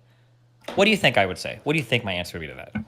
Maybe you'll say there's a happy medium. I don't know. I think that true. Tucker Carlson. That's I good. think that Tucker Carlson is at that medium. happy medium. I don't think that he's gone too far. I don't. So you don't think I could find clips of Tucker Carlson saying like Western civilization is under attack by mass immigration that's being coordinated by like upper powers in society? You don't think I could find clips? I think you could probably say that. Probably find him saying mass immigration is a serious issue, and I don't think there's anything wrong with him suggesting that. If you find a clip of him saying, "Hey, mass immigration is a serious issue, and it's being coordinated by these elites, and the only way to stop them is through violence and rising against them," sure. Okay, wait. Okay, listen. Just don't lie to me, okay? That's all I asked for this conversation. Earlier, I asked you, does there need to be an explicit call to violence for it to be considered an implicit call to violence? And you were like, no. But now you're telling me he has to say we need violence. Fine. Get rid of the part of that where he said a call for violence, and he's just saying, all right, mass immigration is a huge crisis. It's being coordinated by a bunch of elites. There is absolutely nothing we can do through the electoral process to stop this. Sure, if you can find me that clip, let's see it. I could see how that could potentially lead to people being like, well, you know, F it. There's nothing else I can do. But do you have anything like that? Not offhand, Lauren. No, I don't. If you want to go through your great replacement video, we could. But yeah, we could. Sure, your side go on a lot about responsibility without providing anything. They go on a lot about how people I'm not like ready Tucker, to myself, and Charlie Kirk are causing all these mass shootings. If you want to talk about your video, maybe if I looked real hard, I could find something. Yeah, you want to talk about my video? If you want to talk about your videos, we can. Okay, but I don't have everything with Tucker Carlson right now. Okay? All right, so where in my video did I cause a mass shooting? How? Are you asking me where you... Wait, can I ask you a question real quick? Sure. Before you went to Australia, like 4 years ago, how many times had you been to Australia before? I'm just curious. It's just a random question. That was my first time going to Australia. Why are you asking? Well, because I'm following in the footsteps of my subreddit, I became obsessed with you. So I decided that I just wanted to watch a whole bunch of old Lauren Southern videos. I thought it was funny. I saw an interview with the Sky News lady, or some lady was interviewing you, and you were watching. I'm sorry. I know what video you're talking about. There was one fucking British club in the whole area of Lakemba, which is a high I just thought it was area. funny.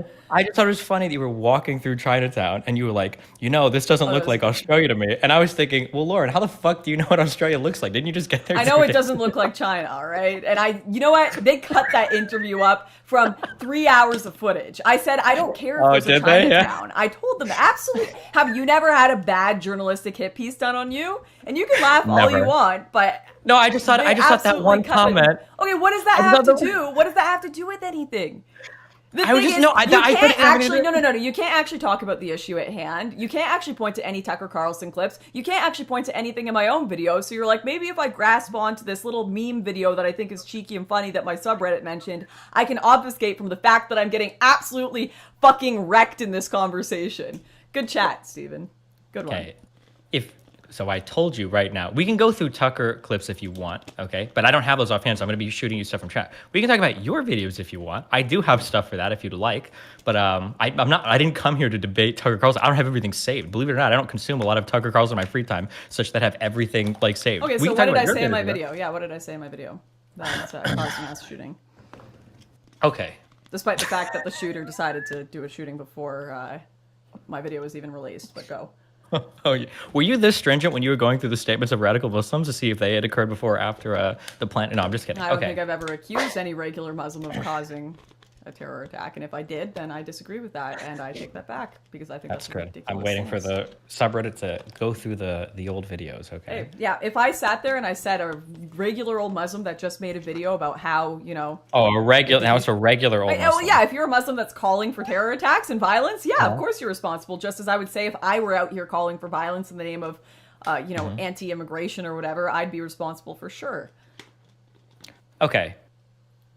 Okay. Well, let's take a step back for a second. Okay, the temperature's getting pretty high in here. Okay, how you feeling, buddy?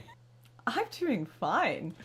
I don't think the condescending laughter is going to come up with any. I'm not arguments laughing. for you, though. I'm sorry, Jesus. Okay, hold on. Let me stop. Okay, no laughter. Okay, it wasn't supposed to be condescending. That's my nervous laughter when I know I'm getting owned really hard in a debate. So true, so true. Okay, so this is the standard that I want to try to apply. Okay, ready? Yeah. Okay. What I'm going to ask you is, could a reasonable person interpret this as such? Okay. Yeah. Not Lauren Southern with all the nuance and insight into her own mind and into the insight of everything that exists politically. How would she discreetly interpret this? But could a reasonable person come away with this interpretation? Okay? I don't think any reasonable person could come away with my video on the Great Replacement or Tucker Carlson's monologues on the Great Replacement thinking I need to go shoot up a neighborhood. I need to go shoot up a mosque. I don't think any reasonable person, maybe an insane schizo person for sure, not a single reasonable person could come away with that. Okay. Do you think that it's reasonable, okay, that if you heavily implied that the Great Replacement was an intentional thing, that would be a bad thing? That if it's like a deliberately being done intentional thing, do you think that would be a bad thing? What if it were? Well, if it was, then it probably has to be stopped with violence. That's Why the would it issue. need to be stopped with violence? Why couldn't you just vote against the people intentionally doing it? Well, if there's a group of elite people that are involved in like, wait, hold on. If there are politicians doing it, then you can vote them out. Okay, do you genuinely believe that? Yes. That it can all be voted out? I mean, absolutely, yeah. Okay, what if less than 50% of the population wants to vote them out? Then what? Do you just get great replaced? This is what? I guess so. This is quite the hypothetical. Is it that hypothetical that less than 50% of the people, isn't that kind of what it's like in Europe? That a lot of people are voting for the highly replacement policies or whatever? Sorry. So you just get great replaced then if people don't vote for it? Then I guess, yeah, but you try different angles, you try to do different reporting, you try to have more conversations. Hold on. Whoa. Videos Wait. to reach Hold on, out to voters. You're slipping all over the place, okay? Yeah? Don't stop. When you say do other things, one of those other things could be a terror attack. Okay? Oh my gosh, but that could be the answer to anyone who says, I don't think we're going to get our communist utopia and we're going to have to live in this capitalist hellhole for the rest of our lives and it's killing us. It's literally killing us through capitalist oppression, blah, blah, blah. I guess the only thing I can do is kill people. Like, there are a lot of problems that exist that people are like, oh, I don't think this is getting voted out of place anytime soon. And most normal people, not most, actually all normal, regular, sane people do not have the solution of, well, better start shooting people. Sure. So when I say regular sane people, so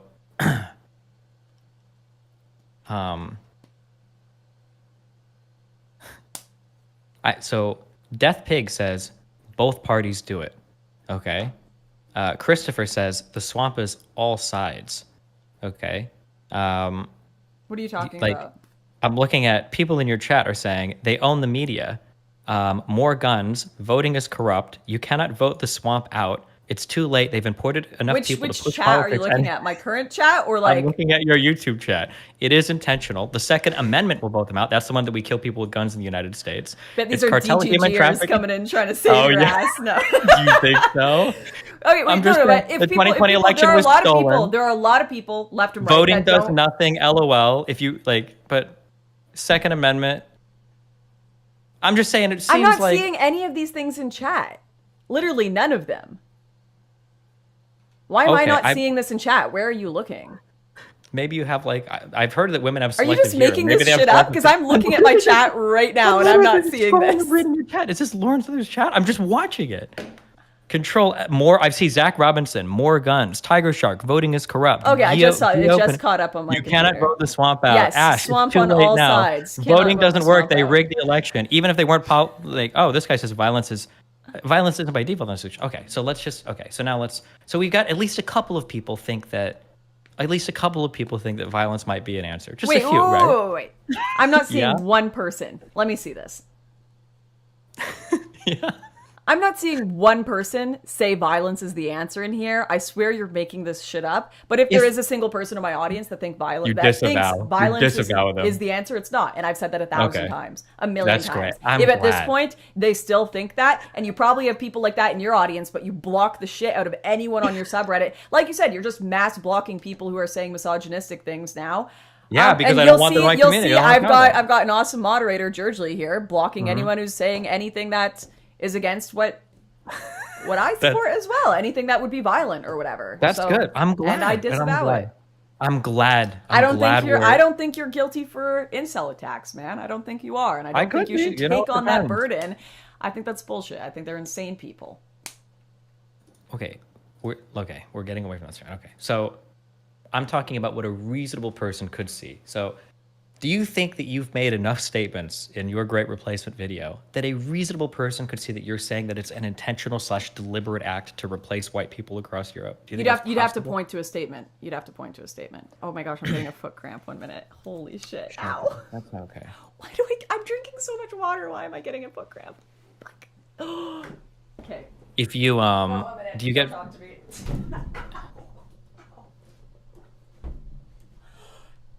Okay, wait. Were you about to make a suggestion for what I can do about this foot cramp? Because that's all I want to hear right now. Yeah, I was gonna say if you still have like any kind of like sharp knife, you can just cut your ankle off and just never again. And then you could actually sell in a video game. Obviously, that's self-harm. It's different. Leftists love that. Okay. All right. So as we've seen, Destiny suggesting conservatives kill themselves on air.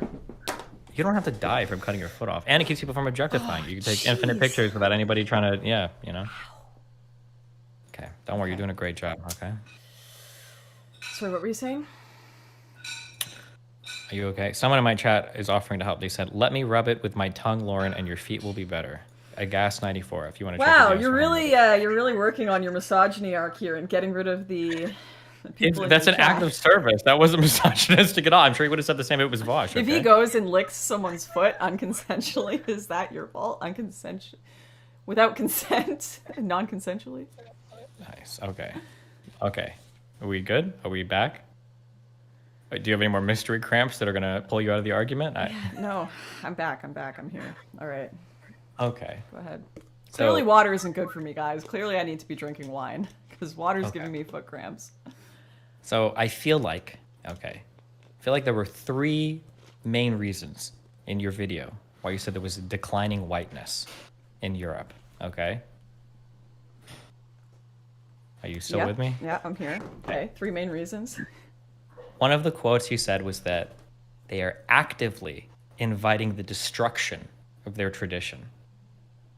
There is a disdain for Europeans across the board. Okay. True. Okay, that's one thing, okay.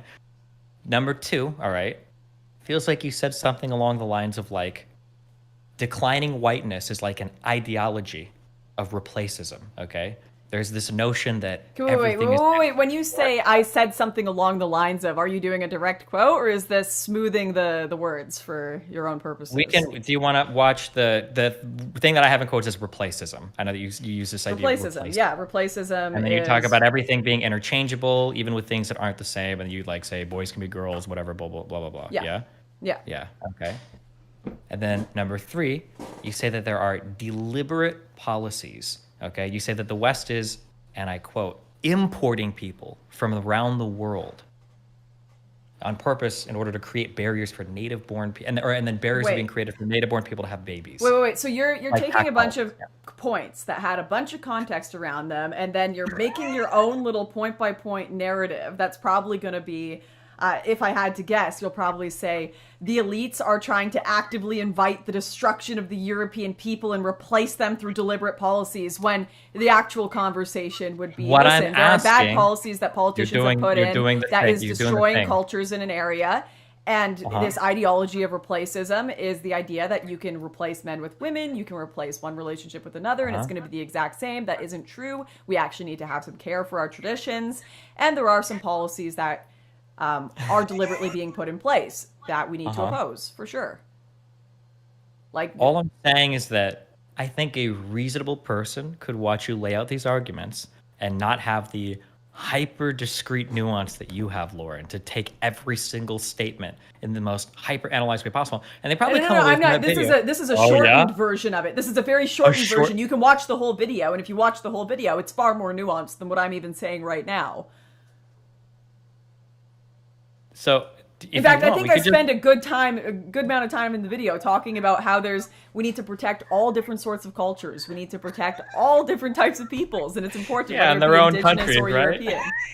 No, Do you want to, if you really want to do this, we can watch the full, there's an 11-minute video on stream. We could watch it together and do a walkthrough if you want to do that. I've done this so many times. Holy shit. Where I just we've wanted watched to the whole ask you video about together? these. Not together, but I've done the walkthrough with counterpoints and one of his mates, and then I just did this debate. I'm with not Sheepdog. counterpoint, okay? I'm not here to simp, okay? I'm not a simp. you I'm what, a highly aggressive leftist debater. Oh, no, I'm not- hold no, on, no, no, no, hold no, on, no, no, hold listen, on, listen, hold listen, on, listen. hold on. Respect me, okay? Earlier, you were like, Absolutely oh, not. you don't have all the clips for Tucker Carlson? You don't want to go through that? Oh, well, it looks like you just got fucking, And then I said, oh, well, if you want, we can just watch your entire video. And now you're like, oh, well, Core Keeper looks like a lot of fun. I really just want to mine the walls right now. Like, so what is it, Lauren? Go ahead and pick one. It's okay. Go ahead.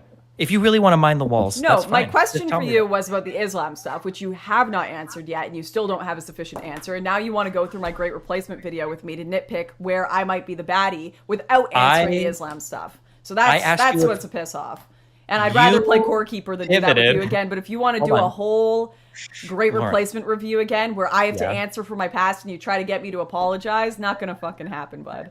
Not gonna Lauren. fucking happen. If you can go find it, you can go watch it yourself and go find a clip. I Go do already that. did, and I wrote stuff down, and now you're telling me, well, there's more context. So it sounds like what I have to do is literally read the entire script of your video, and which at that point, I think that your delivery was really good. We could just watch you do your video instead of me, like, So you because think, eventually, wait, you think Yeah. a reasonable person could take from that video that what? That what? I think any reasonable person could absolutely take from that video the idea that there is an intentional and deliberate replacement of white people across Europe that's being like concocted by politicians, and that we're running out of options for stopping this because countries are like giving in to this idea that white people need to be replaced, and that's an okay thing. I think even if I were saying that, that doesn't mean violence is the answer. How? What? Okay, hold on. Which I don't That's think I great, was Lauren, saying that. Lauren, that's great that you don't think that, but this ain't about you. I'm asking if a reasonable person, or even a slightly unreasonable person, because we talked to a lot of people on the internet, could come away thinking like, damn, yeah, I gotta fucking blow some brown people up. No, 'cause this there's shit not is a fucked. single reasonable person that would come away with that conclusion, and you know you're taking the piss. There's not a single reasonable person. Absolutely, maybe a completely mentally ill person. There has still not been a single shooting that has actually been attributed to me, not a single manifesto that I have been in, not a single one of these attacks where they've even connected the person to me and that they watched one of my videos. You can read through the whole Christchurch report written by the police commissioner there. You can read through all of the different manifestos that have come out from this stuff, and I am not mentioned once. Not once. So Okay, I that's mean, great. we can Okay, go on listen, and do Lauren, these I'm gonna- hypotheticals, Lauren, and I could do no. it with a bunch of your videos too, where I could pull up Destiny. could, Are you sure. sure people couldn't take from this that they need to kill conservatives? Because if conservative messages keep spreading online, then it's going to basically lead to the oppression of trans and gay and LGBT people. Like, absolutely, you made videos talking about how I needed to be completely deplatformed because my ideas were so dangerous. Well, what happens if the tech companies don't deplatform me? Someone better come to my house and kill me, much like I got emails just this week from someone saying they were a Roserist fan and they want me to die.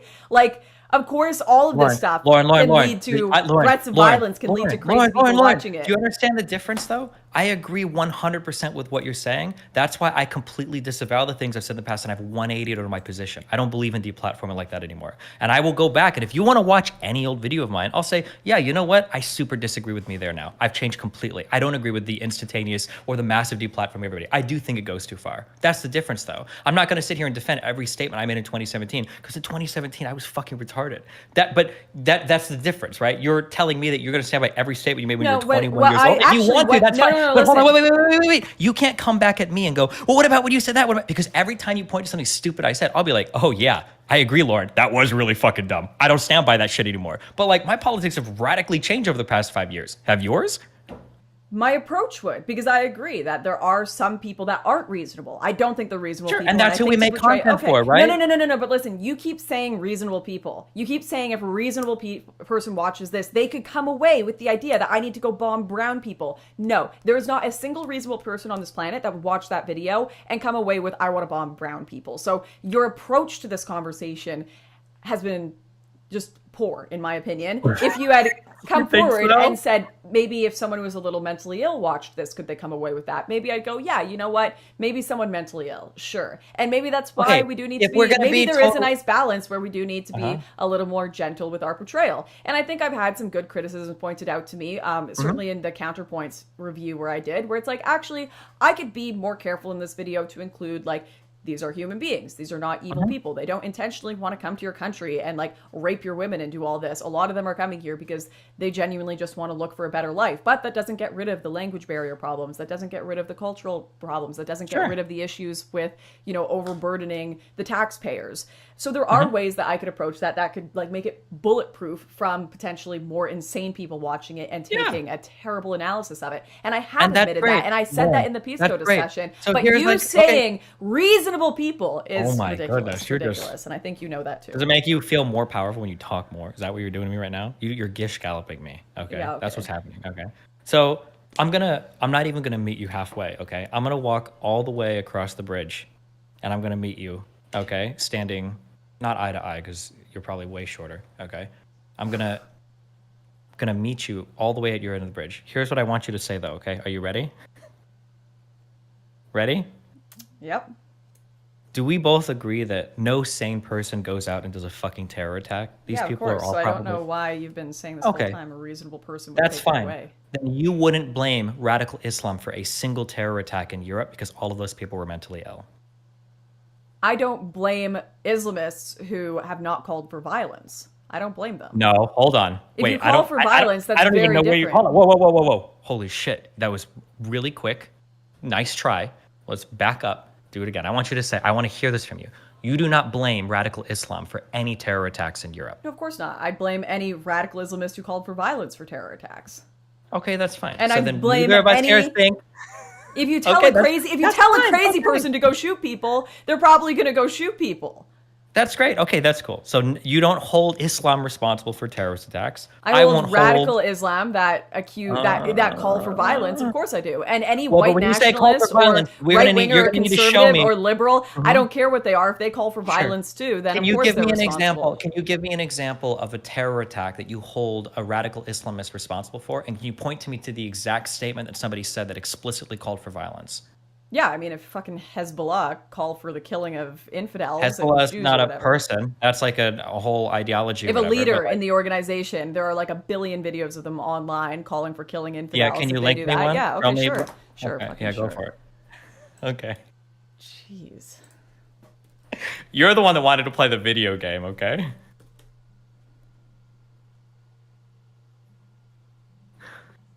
How was your earlier combo tonight? Great. It was really nice. I'm starting to agree with my chat that I need to talk with less liberals. Oh yeah, I thought it was a lefty. Liberals are lefties, all right? Oh, okay, gotcha. Have you learned how to say your A's properly yet, or is that still something you're... Yeah, okay.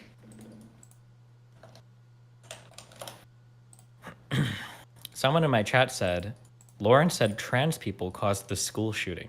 No, I did not say that. Your chat are so mentally ill. Holy shit. Okay, well, if you say they're mentally ill, be careful with your rhetoric, because they might go out and mass shoot people, okay? Yeah, you better be careful. I can see why you're on the anti-misogyny arc. Yeah, I am, because if I talk to more people like you, there's going to be a lot more women dead in the world, okay? In a video So true. game. So In a true. video game, okay? What's your sister up to? I'm just kidding. I'm sorry. Okay, take a deep breath. Oh my gosh. You know what's insane? Is when I try to Google this. It's like, do you need an organization for loving Muslims? Do you need an organization for anti-Islamophobia? Holy shit, I hate Google. While you're looking at that, let me listen to my boy Tucker here. Hold on one second. Yeah, okay.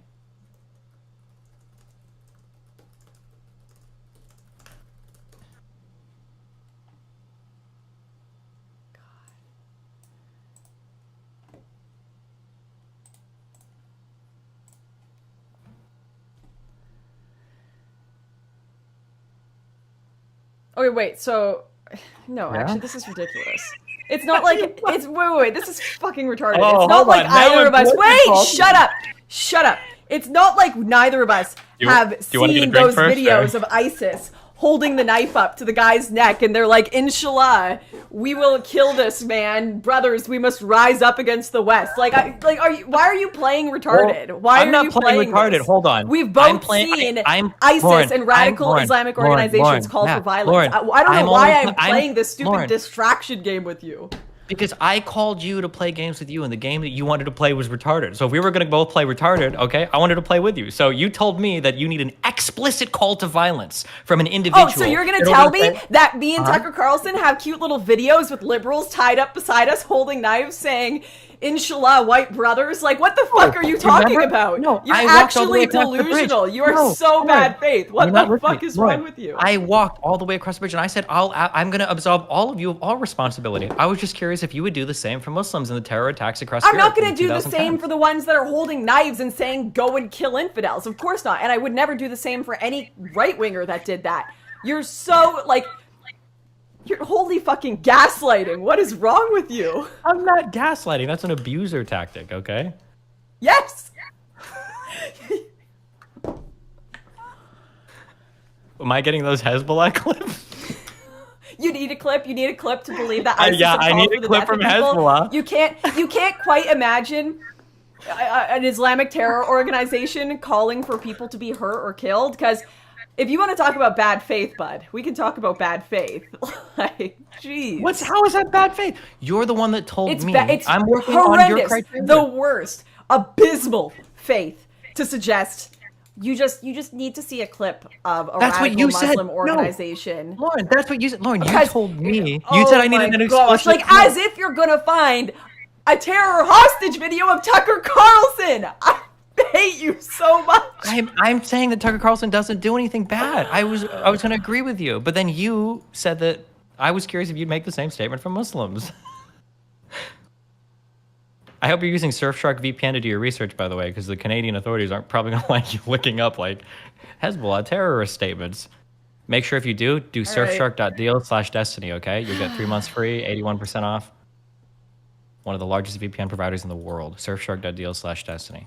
Anyway, Don't go buy that. Don't go support his VPN. Okay, especially if you plan on dropping off lots of ballots across multiple boxes in the United States. You don't want Dinesh to track you, so get that VPN, guys. Okay, well, what's that? What do you want to... Surfshark, sponsored by the man who's inspiring thousands of men to go kill women. Awesome. Only the ones that deserve it, okay? In a video game. Okay. How you doing? How was your conversation today? You know what? So true. There have never been any radical Muslims that have called for violence. So true. I just can't find the videos, so they don't exist. Just like there have never been clips of Tucker Carlson or Lauren Southern. Yeah, there have never. No, yeah. To the idea Actually, that, no, like, you're right. great I'm replacement- insane. There's like dozens of videos of Tucker Carlson holding hostages and saying we need to, inshallah, brothers, we need to kill anyone who's No, not and I white. agree. No, I I'm am agreeing actually with you. I'm so agreeing with delusional. you. How could I forget about all those videos? They were all over the news where everyone's like, Lauren. "Holy shit! I cannot I'm believe Tucker Carlson is calling for a holy war on libtards in America, telling us to go murder them all." And Wow, I agree with you. cannot I don't believe remember any forgot about videos. that. I don't remember any videos. I don't remember any videos of Hezbollah like holding onto Jewish people, saying if you look for the ones that look like this and kill them. So like, yeah, they must not be responsible for anything either. I'm agreeing. with you. ISIS, right? I You remember believe- no ISIS videos? None, zero. You can't think of any. I remember seeing a few. I'm trying to remember. Let's see. They did the one where they drowned the people in the cage. They did the one where they set the dude on fire. I'm trying to think if they called Right. for other people to go and kill people though in those Oh, videos explicitly. so true. I don't know if they So explicitly true. said it. They said we Yeah, need to you're go right. and kill people. Killing someone on camera and saying we are the one true nation of Islam definitely is not telling No, that's people just they should go that. kill All that is others. maybe that's just what they like to do in Yeah, their free that time. is Maybe so they were- similar to Tucker Carlson saying there are immigration problems. Yeah, because it's all implied. It's all there's no explicit Yeah, call to it's violence there. implied. That's right. All of those clips Tucker Carlson played of people murdering non-white people for being non-white while saying, "Brothers, listen. Well, I to am be the fair, one true radio host. I'm the one maybe true if Tucker Fox Carlson News had host." maybe if Tucker Carlson was off cable TV and had a Twitch channel, maybe he'd be broadcasting more extreme Yeah, shit. maybe. Maybe You Fox this is is just like- shackling him. It's actually sad. I didn't think you would ever be this bad faith, but I guess this is what you get like when you're desperate. This is me being bad faith. Is you need to show me a video where someone is explicitly saying go shoot him in the head. Otherwise, To there's no compare implied call to Tucker violence. Carlson and to say, "Oh, well, ISIS videos aren't explicit, so it's basically the same thing." I didn't compare Holy Tucker shit, Carlson dude. to ISIS. I was just asking Yeah, what okay. your Yeah, standard okay, was. Okay, all right, yeah. I was asking what your standard was to look if people are encouraging other people to do acts of violence. I was curious what your standard was. Yeah, okay. And you presented me the second grade understander of violence where you're like, oh, well, if nobody's saying go kill the guy, then I guess it's okay. So I was like, oh, okay. If that's the standard You're you use, right. that's fine. People talking but then, about immigration issues and saying we've got a problem here is the same as, or not, maybe not the same, but it is definitely akin to, oh, this could potentially cause violence. No, I don't think. well, the no, thing being akin is that it's both implied, right? it's absurd. Absurd. No. What do you think about things like January 6th? Do you think that Trump's statements implied that something needed to be done at the White House? Do you think that the statements that the election was stolen, the politicians aren't helping you, all the systems have abandoned you, everything is rigged? Do you think that implied that people needed to I think that there Capitol? are some statements that you can make that can absolutely lead to a feeling of hopelessness to go and do things that are more radical, such as you know the politicians and many figures that have come out and said we must riot in the streets, you know, go BLM as people are rioting and people are dying in these riots. I see. Yeah, We're for talking sure. about. I don't know how we got the BLM from there, but okay. And with January 6th, if there are politicians saying, you know, the election is totally rigged, there's nothing you can do. Like we must fight against the globalist elite right now, take a stand. Yeah, I can see how that would lead to people wanting to go and storm the Capitol for sure. But that I still do not think Okay. Yeah. that I know. talking Oh, about sorry. immigration issues on Fox News and then someone shooting up a place because they hate black people and think Fox News is cucked. No, I don't think those two things are linked. No. Okay. That's good. I'm glad for you. How was your earlier conversation? What did you guys talk about? Yeah, I mean, it's always good talking with good faith, reasonable people. It's nice and relaxing. Yeah. Uh-huh. That's talk- good. What was yeah. your any insight? Which left-leaning person did you decide to blame that school shooting attack on? We didn't, because we're not like you guys on the progressive left. Oh, We don't really? always have to blame someone of the opposite political ideology for all of our problems. Uh-huh. I guess when a lot of it comes from the right, it makes it a little awkward to get into that kind of blame game, huh? Oh yeah, so true. Let's see. Let's not talk about where the majority of our gun crime in America, and let's not talk about where that comes I'm from. sorry. I thought we were talking about terror attacks. If we want to talk about gun crime, we can do that, yeah. Well, how do you think those people A little vote? awkward to talk about that one if you're progressive too. No, I don't think it's awkward at all. Yeah. Mm-hmm. Okay. Would you like to talk Do you want about to play it? Core Keeper? Well, I'm Or enjoying do you our want to talk conversation about right black now, crime okay? rates? I'm having fun right now with our conversation. I think it's Yeah. Okay. man, I got so many comments in my chat about who you guys were blaming, but I'll assume that they're misrepresenting your statements, I'm sure. They said strict gun laws killed it. Otherwise, a good guy with a gun would have stopped it. Is that the feeling we have about that shooting? I mean, a good guy with a gun absolutely did stop it. The most recent Okay. shooting? Yeah, of course. A cop. Aw. Yeah. Oh, cops are good guys with guns now, Lauren? Is that what Well, a good guy with a there gun was means to one you? good guy with a gun that stopped the shooting. Yeah. Come Why are on, you laughing? Hold on, I'm just curious. Is that what you think conservatives in the U.S. mean when they say good guy with a gun? This might be a really Canadian take from you, maybe. Okay? Yes, I see it all the time. A bunch Oh. of people, the whatever cop or whatever security guard, this was a good guy with a gun. I see that shit all the Okay. time. Okay, hold on. Swear to God. Okay, hold on. I'm not laughing. I'm not trying to be condescending, and I'm not doing anything like that, okay? In the United States, when conservatives say good guy with a gun, they're usually talking about non-law enforcement with a firearm. Because Okay. they're Well, talking that about, hasn't like, been the stuff I've seen, so. Okay. And you've been just- gaslighting me this whole conversation, I'm not so I'm gaslighting. not going to take your word for okay? it. It's like, yeah, no, I'm just saying, okay.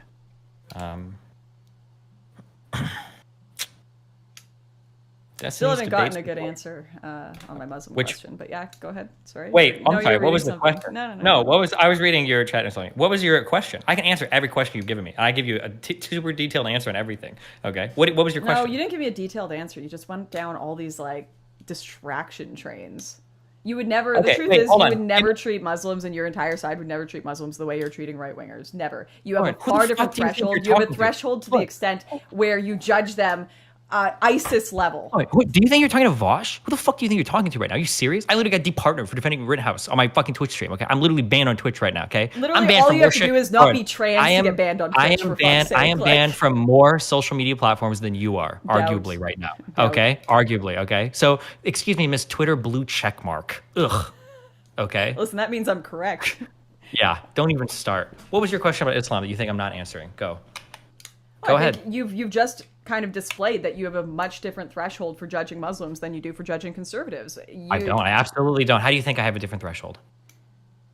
Because you think a fucking ISIS video is comparable to a Tucker Carlson monologue. It's absolutely absurd. I don't think, and I think that they're comparable in that they're like different types of calls to violence. But obviously, the ISIS ones are far more extreme because Okay. these things have not only are they explicit calls to violence, the ISIS videos were I explicitly. thought I had to find you a video. I thought you didn't know there were any videos by radical No. Muslims. What I've watched, I love watching execution videos Uh-huh. because every single time I watch somebody get set on fire, I imagine that it's you, Lauren. Okay, that's why I enjoy. And a video game. Just kidding. Okay. Okay. Listen. Yeah, okay. You see, you look at this rhetoric and you think making all these jokes, you might cause someone to kill me. You might cause a mass shooting. For how much you are concerned trolling about my language and Tucker's language, you don't seem to give a shit about your own so long as it benefits you. The difference is that I end my statements within a video game. Tucker Carlson Right. has never And said that in his life. as if you really think everyone watching this, I know most of my audience aren't going to know what the hell that is. What a video game? Yeah, they aren't going to know the in a video game reference. They're not going to know that. You can't assume every reasonable person is going to understand that you're making a joke, right? You got to be more careful, man. Especially if you're going to sit here and police everyone else who are just having conversations Who am I about policing? issues. People like myself who are talking about the Great Replacement. I'm not. I would police you in 2017, maybe those videos. We're not policing you now. Have I ever said, Lauren, I don't think you should talk about this particular thing? When have I ever policed you? No, you're saying what you're saying might cause a mass shooting, Lauren. That's a Lauren, little hold on. worse than just saying you can't or shouldn't talk about this. That's far worse. Okay. Do you want to get? You are. I hate to say this, but you're having DDS right now. Okay. You are suffering from severe destiny derangement syndrome. Okay. 'Cause I have never said that. I haven't said any of these things. Okay. I'm not here to police you. Well, listen, let me back up and tell you instead what I'm not here to do. All I was here to do is say, I think that we should probably have more responsible conversations about issues in this country and across the world, because every fucking time anybody talks about fucking anything, they make it sound like it's the end of the world and all of the institutions are broken and nobody's representing you except for whatever figure is talking to you at the time. That's my issue with a lot of the rhetoric today. Sure, So whether and we're they should be talking about presenting people on the solutions, left, right? I don't know why you're trying to talk over me again. Whether we're talking about people on the left that are saying all cops are bastards and the whole system is broken and landlords and capitalists are evil and are trying to murder you, so we got to fight for what's ours and eat the rich, that's bad. Or whether you've got people on the right saying all these brown people are trying to break into the country with huge caravans and they're stealing your jobs and they're raping your women and MS-13 is murdering everybody and we've got to stop them and the government isn't helping us and the election was stolen. Those people too. All of the ideas. No, because you're saying something completely different there. When you add in all of those, talking about MS-13, talking about immigration issues, talking about crime, that is all fine. Sure, when you add in, no one is going to help us to that conundrum, yes, that makes it a very different statement, but you're throwing that in there as if it's just a given when it's not. Most people talking about MS-13, crime and immigration, they aren't saying no one's going to help us. They aren't saying, well, you better go, you're hopeless. It's all hopeless unless you go and do something extreme. Usually Lauren, they're just saying these are the problems. Literally, we have an Lauren, you are electoral so process that we need wrong. to You use. don't This is even why you know need to vote how for wrong you are. conservatives. This is why you Lauren, need to organize with your This communities. was This is why you need to literally- go to your Lauren, school board this meetings. this was literally Trump's rhetoric throughout the entire election cycle. There were literally names, if somebody can check and help me, there were literally names for people that were volunteering to do fucking LARPing border duty on the southern border of the United States to shoot fucking people that were trying to cross the border. There were literally people going in and Yeah, I know volunteering there for were this those shit. groups. Because Of course I know there so were then those hold on, groups. wait. Then don't say something as fucking clueless as I don't know how that could ever be. Nobody said that. Trump literally said that, and people literally took up marching orders to do it. So you're dead wrong. Everything you just said was totally wrong. Okay? If you want to rephrase it, that's fine. But don't present this story that nobody's doing it and nobody's saying it. We started okay? this conversation talking about myself. We started this conversation talking about Tucker We're not Carlson. talking about the start of the conversation right now. We're talking about where we're at right now in the conservative commentators, conversation. And you cannot just throw everyone in a lump. Most conservative commentators aren't saying you are absolutely hopeless. That is the opposite of the message of most conservatives because they want you to go and vote. They want you to go and be a part of your community. And if they are saying that, then I think that's stupid. That's black-pilled and they shouldn't be doing that. And I disavow that, all right? That's great. If you do it, that's great. That's fine. But that is the standard messaging. When you hear things like drain the swamp, the messaging is that all of the institutions are corrupt and broken. Right? When Trump is saying things like we can't trust Barr, we can't trust the DOJ, we can't trust the FBI, we can't trust any of the intelligence, we can't trust anybody on Capitol Hill, none of the lawmakers are trustworthy, you can only trust me. That's the message that you're giving, that everything is hopeless. When people are saying the ballot boxes are rigged, the mail-in ballots are broken, the Democrats aren't counting your votes, there's secret that's the message that's being delivered. Sure, now, if and you want to come at me with listen. some unimaginably, insanely nuclear autistic take, like, has Trump ever told somebody to take a gun and kill somebody over the election? Then if that's the standard you want to apply, that's fine. But I'm telling you that you are fucking insane. If you want to pretend that you would apply that standard to literally any other fucking thing in the world, like fucking Muslim terror attacks or BLM, you wouldn't. You would apply a way lesser standard. Listen, what I was actually going to say was to agree with you that there is a lot of rhetoric, and I know everyone gets mad at that, but both sides, absolutely both sides, where they say it is hopeless, there's nothing you can do, all you can do is go protest, all you can do is go riot, except they're way more explicit about it on the left with saying go riot, go protest, go do this. And yes, there was on the right to an extent as well, where it's like, you know what, no one's coming to help us. No one's coming to help us, for sure. But that is not all conservative commentators. That is not what I have said. That has not been my That rhetoric. was literally the Republican president of the United States.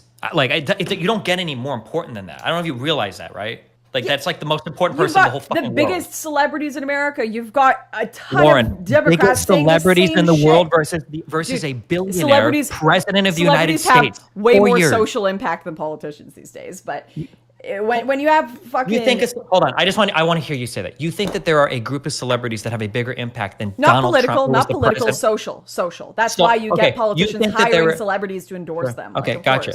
Okay, so let me just hear that. You think that there was a group of people are more celebrities likely that to had more... listen to Kim Kardashian than fucking Hillary Clinton. And that's why 85% of the Republican Party right now is standing by like they're in fucking V for Vendetta waiting for Trump to show up for the next election cycle, Lauren, because celebrities are more influential than all politicians. Trump is literally a celebrity. He was literally a live fucking reality TV. There we go. host. Okay, we agree. Fantastic. That Donald Trump was more influential than all those celebrities. I agree. I'm not arguing. I'm not arguing whether one or the other is more influential. I know, but I am arguing that Donald J. Trump was more influential than all the celebrities. Why does it matter? Why does it matter if Trump? Because you're trying to say, well, these celebrities are influential. They're saying bad things too. That's fine. I agree with you. But Donald Trump literally hijacked the entire Republican Party. So to try to say that, well, John Mayer said some things that I don't agree. That's great. So did Donald Trump, the president of the United States. Why are you playing this like whataboutism? Who cares? I'm not playing what about. I'm literally like, talking about the rhetoric that you wanted to play what about by pivoting to celebrities. I've just sat here and told you that both sides do this stuff. Both sides have taken the rhetoric too far to the point where they're saying it's hopeless, which has caused riots and violence. And you're sitting here going, but Trump is worse, but Trump is worse. But okay, who cares? Who cares? Which side do you think, would you say they're both equally bad, or how would you rate that? Do you think it's 5% I think we probably had, I think we probably had more violence and riots caused by the left over the last few years. Absolutely. So I think if we wanted to quantify it by the violence caused and destruction caused, maybe the people that were calling for the riots, but I'm not, for the purpose of this debate, we can just. So you think it's fair to say that, and I'm just talking through this. You think it's fair to say that the left is probably more responsible because more violence and damage was caused through the BLM riots or whatever? Sorry, repeat that. You think that the left is a little bit more culpable in this conversation because of all the violence caused by the BLM riots? I don't think it matters who's more culpable or not. We're having a conversation about whether rhetoric can cause violence or not. I don't literally care. asked you, do you think it was more on the side of the Republicans or the Democrats in terms of like riling people up to violence? I think way more explicitly on the left for sure. Yeah, and but it doesn't the way matter to to me. quantify that is because of the BLM violence.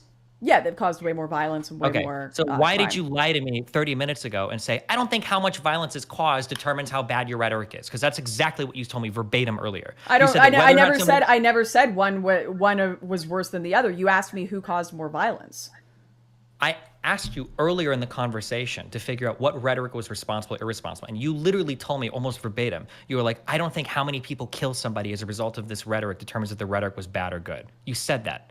And now you're telling me that you're quantifying how bad the Democrat rhetoric was because I thought you were asking like who has caused worse damage, and I'd say, well, obviously the left and the Democrats have, and they've been saying things that could directly lead to violence more. I'm not saying that the amount of violence that they cause makes them personally more culpable for said violent acts. Of course not. That would be crazy. The left has caused more violence, but they're not responsible for it. No. You're actually just completely misunderstanding what I'm saying. I'm sorry. My brain is morbid right now. Okay, go ahead. Yeah, if someone on the right makes a statement that's like, hey, go out and riot, and someone on the left makes a statement that says, hey, go out and riot, and only one person goes out and riots that is right wing, and 1,000 people go out and riot that are left wing, I don't apply more culpability to the rioting to that left wing person. Of course not. They have the same culpability. It just so happens that the left-wing person was able to rile up more people. Okay, so then would you say that the left is responsible for the BLM violence, or no? Those were all individual actors that were doing it. It was individual actors. No, the left as a whole and progressives as a whole are not responsible for that. It's individual actors that made statements. You're a great person, okay? There's no fucking shot in hell that you believe what you just said. You were absolutely saying this. I think the left are a monolith and every single person agrees with each other? I wouldn't be talking to you right now if I thought that. Yeah, but that's because I'm not a left. I'm an omni-liberal. It's different. Yeah, okay. But I don't think the left are a monolith. You can just disagree with me for the sake of trying to win this debate, but don't misregard me and try to force my opinions on me. I'm not. If I were to break into your house, okay, and I were to stare you in the face, and I were to say, Lauren, do you think that the left is a little bit responsible for the BLM riots and shit? I think you'd probably be like, you know what? And you're like, is the camera on? Okay, yeah. I think they probably. I'd say were. left. There are individual leftists that are responsible, but then there are some that were coming out and saying, "Stop this! Stop the rioting!" Like yourself, you got yourself banned from Twitch for it, and I commend people like that are against the rioting that would still consider themselves left wing, of course. Do you congratulate the Muslims that are opposed to Muslim violence as well? Yeah, for sure, absolutely. Good for them. Good for them. Okay, cool. What's the next video you're working on for your YouTube? Yeah, is this got into an impasse? No, we're not. I'm just trying to. Why do you congratulate the right wingers that are against violence and say that they still have all of these issues with the world, they still have all of these problems with immigration and everything, but they don't want people to I give more credit to my political enemies than any other motherfucker you've ever met in your entire life, including you. Anybody that saw me on election night, I gave Mike Pence so much credit for walking this country back from oblivion when Donald Trump came out saying shit like he wasn't going to certify the election and he was saying that he's not going to believe the results, and Pence came on stage right afterwards and basically retracted every single thing. And I hate Pence. He's more radical than Trump, but I give him a lot of credit for that. I'll give anybody credit where credit is due. So okay? you don't think it was the right that caused January 6th? You think it was individuals who were right? No, I think it was the rhetoric of the right, of course. Of the right, the entire right. Absolutely. It was every single. It was Mike Pence. Yeah. It was everybody you know, that was complicit with Trump's messaging that the election was stolen. Absolutely, everybody has some share. Okay, so that's different. See, that's Mm-hmm. different. You're saying everyone that was no, no. Shut up. You're saying You've everyone. talked over me Shut up. You just made a false claim. You said everyone that was complicit in the rhetoric Yeah. that the election was stolen. Then you said the entire right. That's not the entire right, and you know that damn well. Okay, it might not be the okay. I'm trying to be nice to you. I don't know how much you know about American politics, but in the United States of America, the Republican Party is the party of Trump. Almost every single mainstream actor is like a Trump, if not a sycophant. Even the people that were critical of Trump initially, like Ben Shapiro or Glenn Beck, dramatically tuned down their criticism of Trump.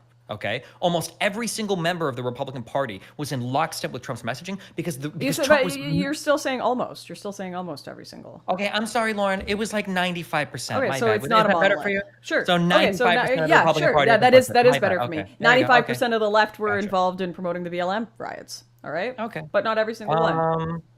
95% of the left was involved. No, I disagree with that. I don't agree with that. Okay, of course not. I don't agree with that because I can point to you like several literally Biden himself was coming out and condemning the rioting.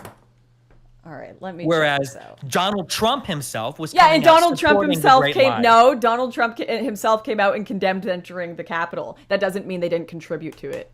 Hold on. We're not talking about actually condemning the. I'm talking about creating the conditions necessary for it to happen. Trump was the. So why are you Trump was talking the about guy- whether? Why are you talking about whether or not Joe Biden condemned it or not, when he could have still created the conditions possible for it to happen, right? So the condemnation doesn't really matter, does it? Just like it doesn't matter with Trump. Do you have videos of Joe Biden saying we need to riot, that rioting is the only option, that all cops are bastards, and that these institutions are fundamentally broken, and the only way to change them is to riot? Oh, should I If find that Biden- quote? Because you couldn't find that quote from me for Tucker. We're just assuming. Well, I mean, I followed the election pretty closely. I gave Biden a lot of props when he said, like, we need to stop rioting. Like, the riotings can't happen. I thought, because Biden got so much shit for this. I don't know if you're aware of that. Do you think that Joe Biden saying that Rittenhouse or suggesting that he's a white nationalist, do you think that may have contributed to Joe Biden the didn't violence? suggest that Rittenhouse was a white nationalist. Joe Biden gave a speech relating to white supremacy in the country, and some Twitter intern overlaid what he was talking about on clips of Rittenhouse that got tweeted Yeah, out. you don't think that's irresponsible? You don't? Okay, Yeah, so I think it is okay. irresponsible. Hold on. I think it is irresponsible. Yeah, Okay. for sure. But Biden didn't call Rittenhouse a white nationalist or white supremacist. Or I'm not aware of him saying that if he did. If he did, it was in a separate speech. But I know what you're talking about, and that was a tweet, and it was probably thrown together by some fucking intern or whatever. And I do agree that that's irresponsible. I don't like that kind of messaging. What's your next Do you think that you can find any quotes from higher ups in the Democrat Party and people like Joe Biden saying that the policing system in America is fundamentally racist, that it's broken, that, you know, we're living in a white supremacist, racist nation? So my understanding is that people like Pelosi and people like Chuck Schumer and people like Biden are fucking hated by progressives explicitly because they won't make statements like that. This is one of the biggest reasons why young people and lefty, like very far left people, fucking hate the Democratic Party leadership, is because they don't make statements like that generally. But there might be a statement they've made that is irresponsible. If they did, then I would condemn it. But my understanding is that, like, moderate Democrats usually aren't retarded. You see, you're giving me literally the same answer that I gave you. I'd said, yeah, if there are people on the right that made statements like that, I'd condemn it. But it's not every single one. No, in fact, but the leaders difference is like, that, like, you're literally saying the same no, shit. It's no, unbelievable. but the difference is I'm aware of what these people are saying. If I were to throw up like 10 clips of Tucker Carlson basically walking people right to this great replacement shit, you'd probably say, well, he's not explicitly calling for violence, and he hasn't said that voting isn't an option, and he's just kind of pointing out a problem that's real, and you know, it's not like you would have like every single conceivable way of wriggling out of it. Probably because if Tucker Carlson could be nailed on it, you might feel like you could be nailed on it for something you said in the past. That would be my guess. That would be the feeling I have. But I could be wrong. Maybe there are Tucker Carlson clips out there that will make a believer out of you, Lauren. Yeah, okay. Sure, bud. Well, you let me know when you found those. I've had a good day before this wonderful conversation. Oh yeah. Wow. I'm glad I could ruin your day. Well, what is your? Hold on. Let's take a deep breath. Okay. See what happens when you don't drink. Do you see how stressful life gets? So true. So true, chat. I think you're right. I think my chat were pointing to something correct when they said, Lauren, you need to stop. You need to stop doing debates that make it so that you have to drink. But this isn't a debate. I thought this was just a conversation. Was this supposed to be a debate? Did you backstab me? Did you ambush me with this? So true. Yes. What is your don't you have like a what's your next video coming out on your YouTube channel there?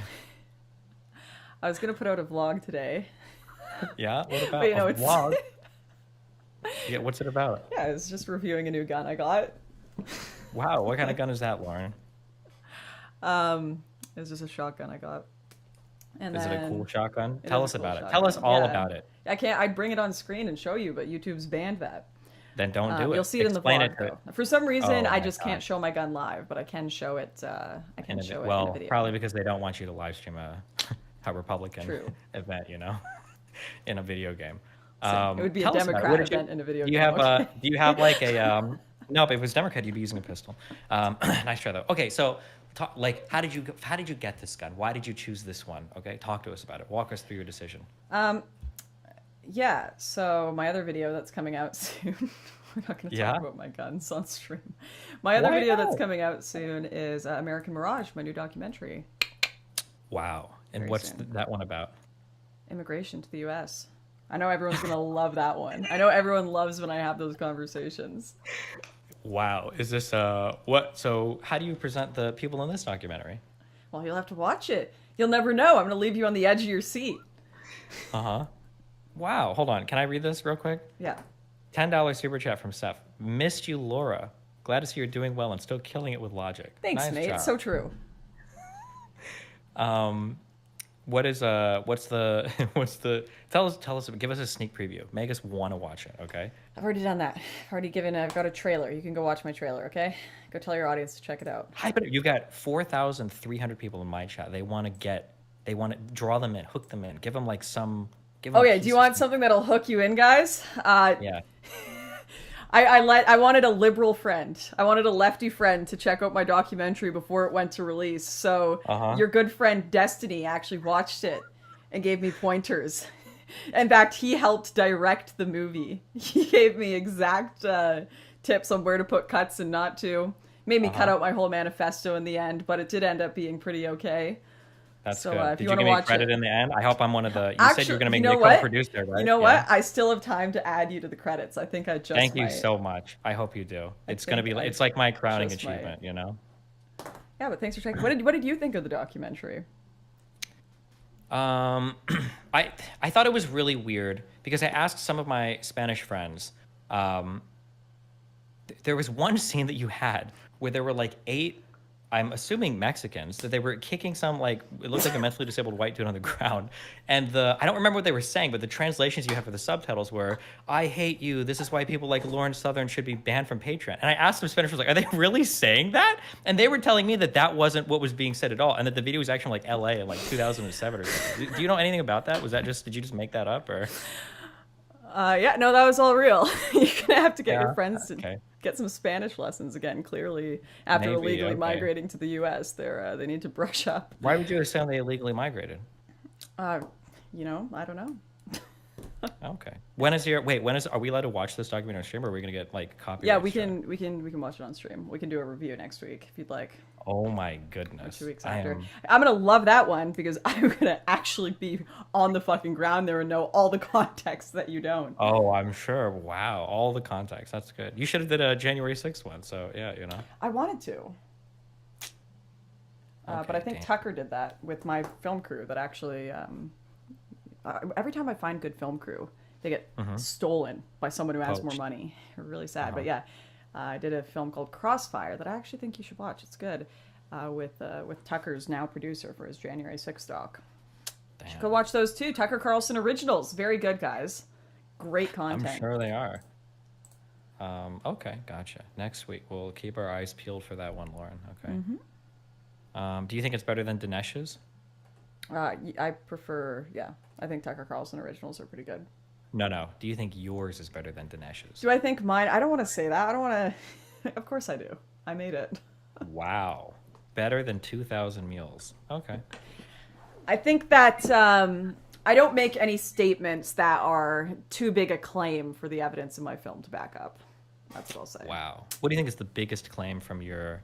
I don't really make any big claims, actually. I kind of just leave it to the audience to interpret Like for your Great themselves. Migration video is just kind of like left for us to just... Yeah, left up for you guys to decide how you feel about it. I guess maybe I'm causing a terror attack since I'm just leaving it up for the audience to decide based on your logic, though. Uh-huh. I think that for like, can I suggest like, for the intro, you said it's called American Mirage? Yeah. I think for the Mirage, you should have like 20 figures standing there. And then when the Mirage comes in, it's made by brown people standing and all the white people fade away. Like white people are the Mirage because they're being replaced. Do you think that'd be like a cool opener?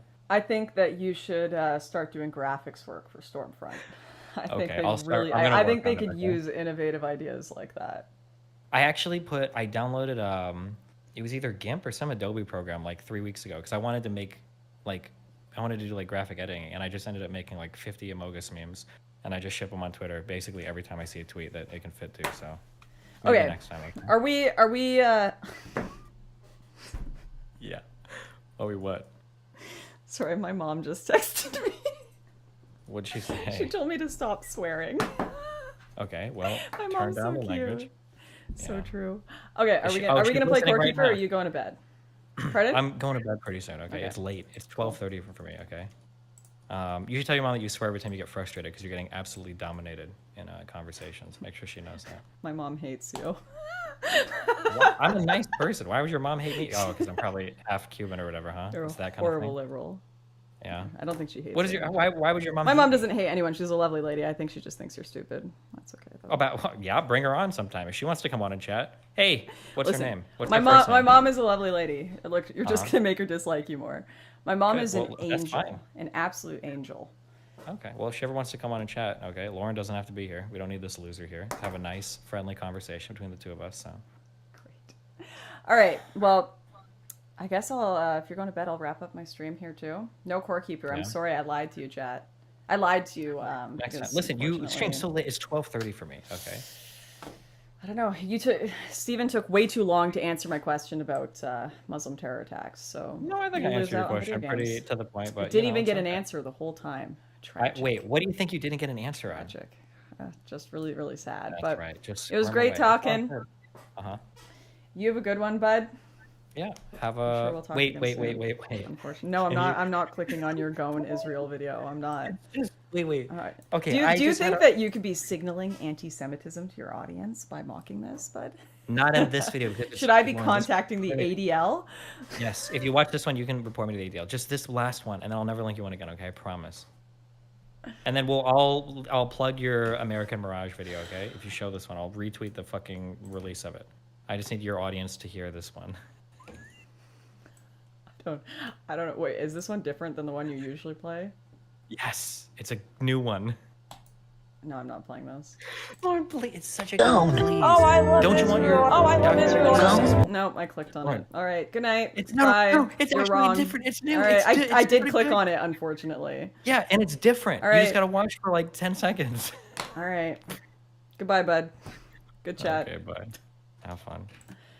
All right. Well, we tried. I'm still trying to talk to liberals every stream.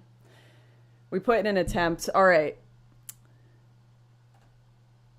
Stream YLC says it's not drinking that makes you an alcoholic. Oh no. We're going to talking to Lauren about her I didn't drink this whole stream, okay guys? I didn't drink this whole stream. It's not drinking that makes you an alcoholic. It's what you're trying to subside that does. These arguments are a wonderful example. True, it's not me that's the alcoholic. It's the lefties that are making me an alcoholic. It's on them. Lauren, why did you not show it? Listen, we don't want to give them anything. We don't want to give them anything. I just played their stupid video. Unbelievable. All right, I'll answer a last few questions here. I feel like I'm losing my mind after those questions. Am I crazy, guys? There is no way that a Tucker Carlson monologue about immigration is in any way comparable to how Hezbollah talk. I try to give more credit to these people, and I'm like, okay, at least Destiny will speak. At least he'll have a conversation with me. But now it's like gotten to the point where it's like, okay, if he doesn't want to have the conversation, he just goes full memes and full like gaslighting. So I don't know, man. We put in an attempt.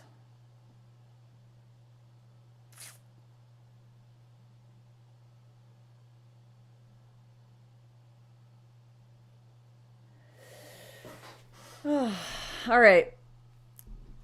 Let me know who I'm going to be doing a show again on Thursday.